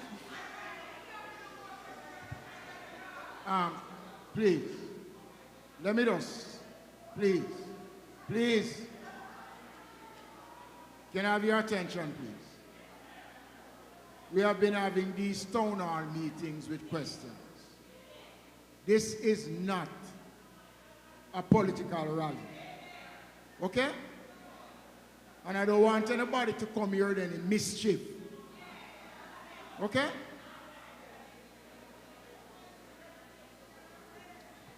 We'll take the next question. Go ahead. Good night. My name is Lorna Fairweather, born just down the road and still living in St. Mary, even though I was away for many, many years.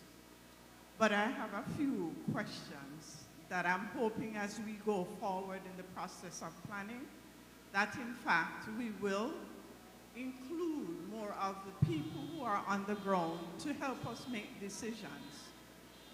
And so starting one, I don't know if the entourage came the direction from the highway, but there's a light post that is getting ready to fall down just in front of the Boscobel Airport. It is almost halfway to the floor, and that's more than 3 days, so one. Two, in the process of planning, I wondered why the brand new fire station wasn't built higher. If you're thinking about flooding constantly in the Port Murray community, I need that to be answered. Additionally, when we talk about possible evacuation as a part of our everyday process going forward, we certainly need better roads in Port Maria. Why is it that we have not fixed the pothole that is before the supermarket in the town, one? And why have we not fixed the road in Casa Maria, two? That for more than 3 years, we have had those situations. So if we had to do a mass evacuation, dog eat our supper, because we do not have strong exit roads going out, main roads going out of the town. Okay, thank you for your question. Who'd like to address that? Thank you. Let me answer the question you raised about the fire station. The fire station. The necessary assessment was done as to whether or not the area would be suitable for the construction of a fire station. And after the assessment was done, decision was taken that it would be okay for the station. And you have seen the flooding that has taken place, and that area has not been affected. So I can tell you, based on the experts and what was done prior to the commencement of the construction, that it in fact is suitable. Okay, I will ask the mayor. All right, go ahead, MP. I will speak now. Yes, as it relates to the patching or the pothole at KFC, you will realize that probably this is about the third attempt at repairing that. My understanding is the National Works Agency has done a study of it. They're recognizing that there's some underground water which keeps eroding the road, that particular area. They repaired it with asphaltic concrete first. That didn't hold. They used concrete subsequently, and that deteriorated over a period of time. There's a design that has been done for a type of drain to be made across the road to channel that water from that area, which we understand is awaiting funding to have it completed. What kind of timeline do we have? I think it's best you could ask the National Works Agency representatives who are here. Before, I would like to speak to the same matter, and also the other one you raised about Castle Garden. That section in front of KFC, yes, there is a water issue, but MP, when you saw concrete poured in there, it was done by a citizen who had a concrete truck in Port Maria, pouring concrete, and they just poured the concrete that was left in the... So the National Works Agency has not used concrete to fix it. They have on about 3 occasions used asphalted concrete. There was, my understanding, I was told by our chief engineering officer that in discussions with Water Commission, they detected a leak in the area, and that leak has subsequently been fixed. So the NWA is now to do the repairs, as you pointed out. Just the other day from the corporation, we wrote to Mr. E.G. Hunter about the same matter and the Castle Garden matter, and I spoke to him personally and sent him the information again. Because that Castle Garden issue is the last time you saw a mall dumped in those woods was done by the corporation, although it is an NWA road. So something definitely needs to be done around here in terms of patching, and that one needs to be fixed by KFC as well. So we are in dialogue with NWA. Mr. McCarge is here. We definitely need those fixed. I know, Madam Chair, you... Okay, final question, please. Final question. We also need to be mindful of our schools. I haven't heard a discussion around that. When we think of Pope Maria Primary School, Pope Maria Infant School, that has water up to here. When it's flooded, I have to bring the children up to upstairs.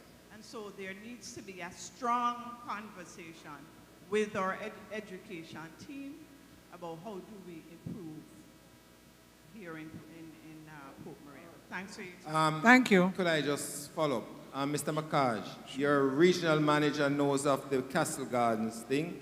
I've spoken to Mr. Downer about it too, and we have been advised that instructions have been given for them to do some repairs there, following on the mall that has been put in by the council. So please follow it up. Thank you. Thank you. We'll take the next question. Go ahead.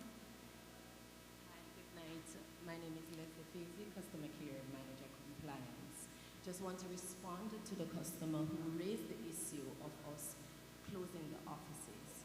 Now, with us closing the offices, we have made some movements in terms of our customers accessing us.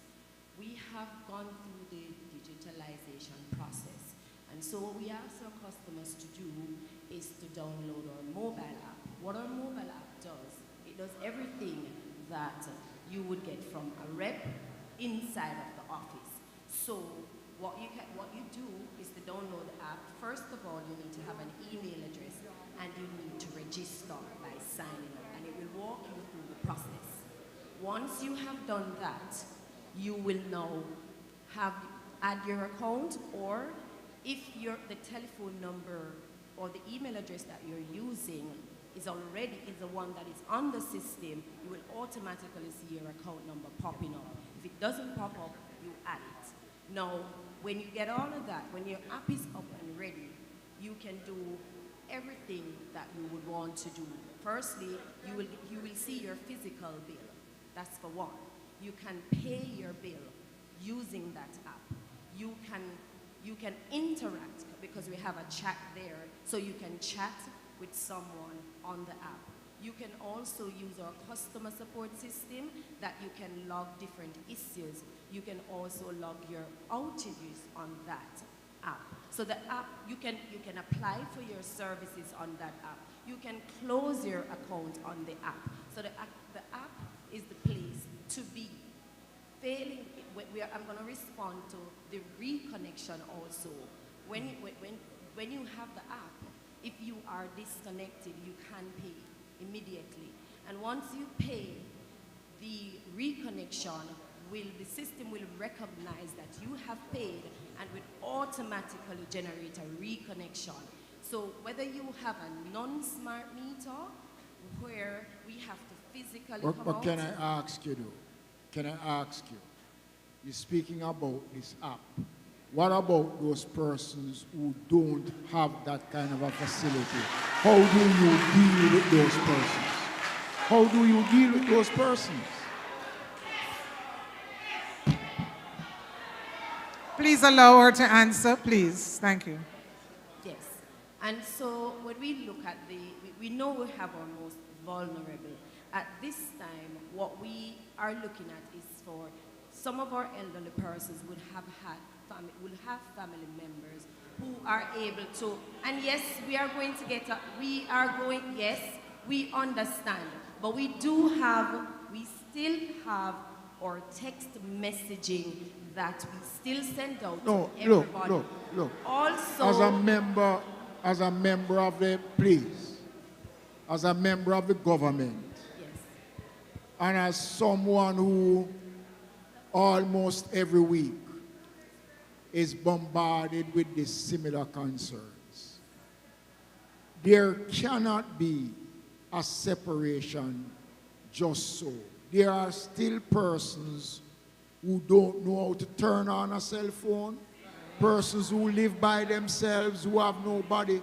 There has to be some consideration for those persons. yes. And I believe that this is what the GAPS needs to speak to look into, and not so much about the technology. Because all the great countries in the world that have gone to technology still makes provisions for those who can't access the technology.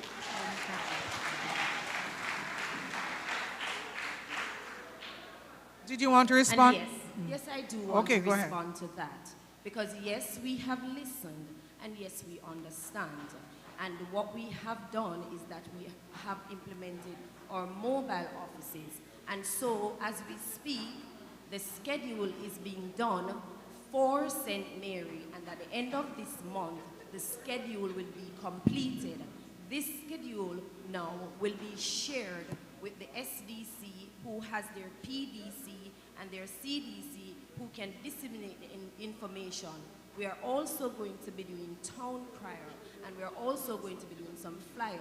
So we are going to be going into some very strategic locations where our other customers who are not technically savvy, we will now be moving the mobile offices into communities. And as I said, we are currently doing that schedule as we speak, and at the end of July, that information will be shared across the parish through the different mediums so our customers can be served. All right, thank you. I think so also, just to permit me to speak on behalf of the minister a minute.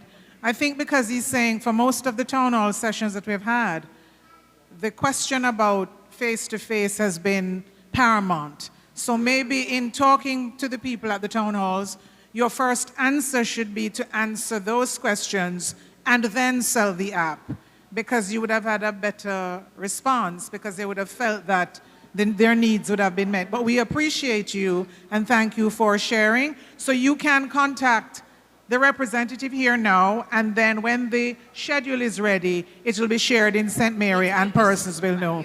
I thank you so much for coming and sharing with us. Yes, We'll and take. we also have, there was a question that the customer before asked about. Would you like to address that one-on-one? I will not. One of the operations personnel will address. Okay, fine. We'll take the operations person to address that. Did you want to? Pardon me, sir. We'll just take the response. Go ahead. Yes. The name is Oswald Smiley, the Regional Operations Manager. As for the leading poll, I will have a team there tomorrow to assess the situation and correct it pronto. Thank you very much, sir. Action. Very good. Thank you. We'll take your question, sir. Your name and where you're from. Good afternoon, ministers, Mr. Mayor, councillors, stakeholders, different stakeholders. My name is Joe Robinson, and I'm the councillor caretaker for the Belfield Division.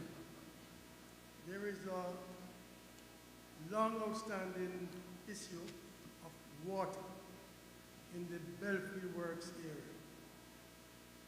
Many years ago, we had a flooding and the pipes were washed away. Residents have been complaining. I know Dr. Dunn himself might have complained about it as well.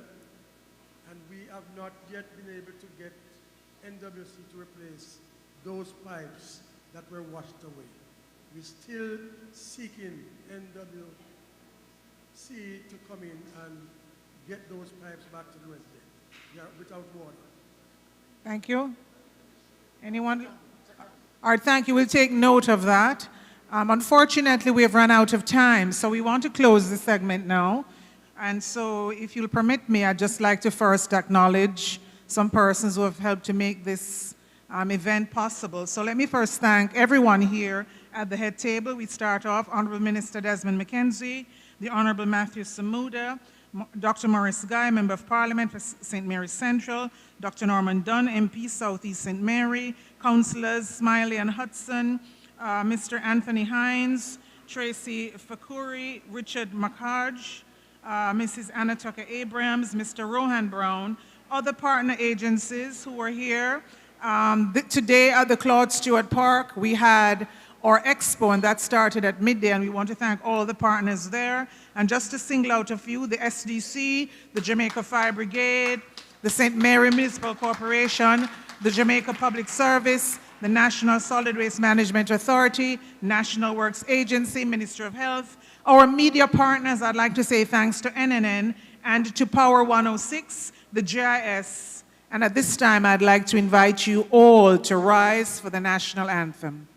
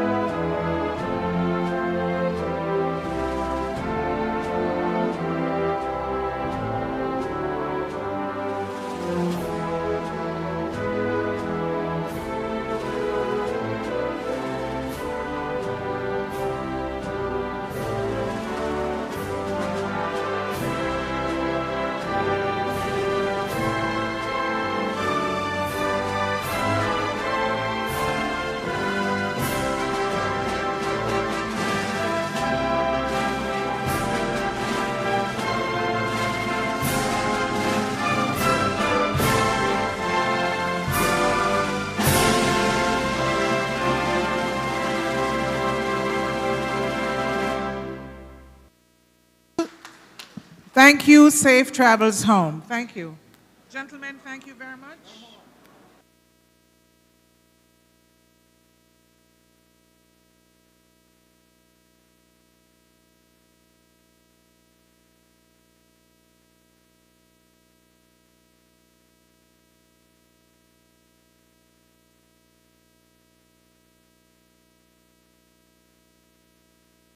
Some cry.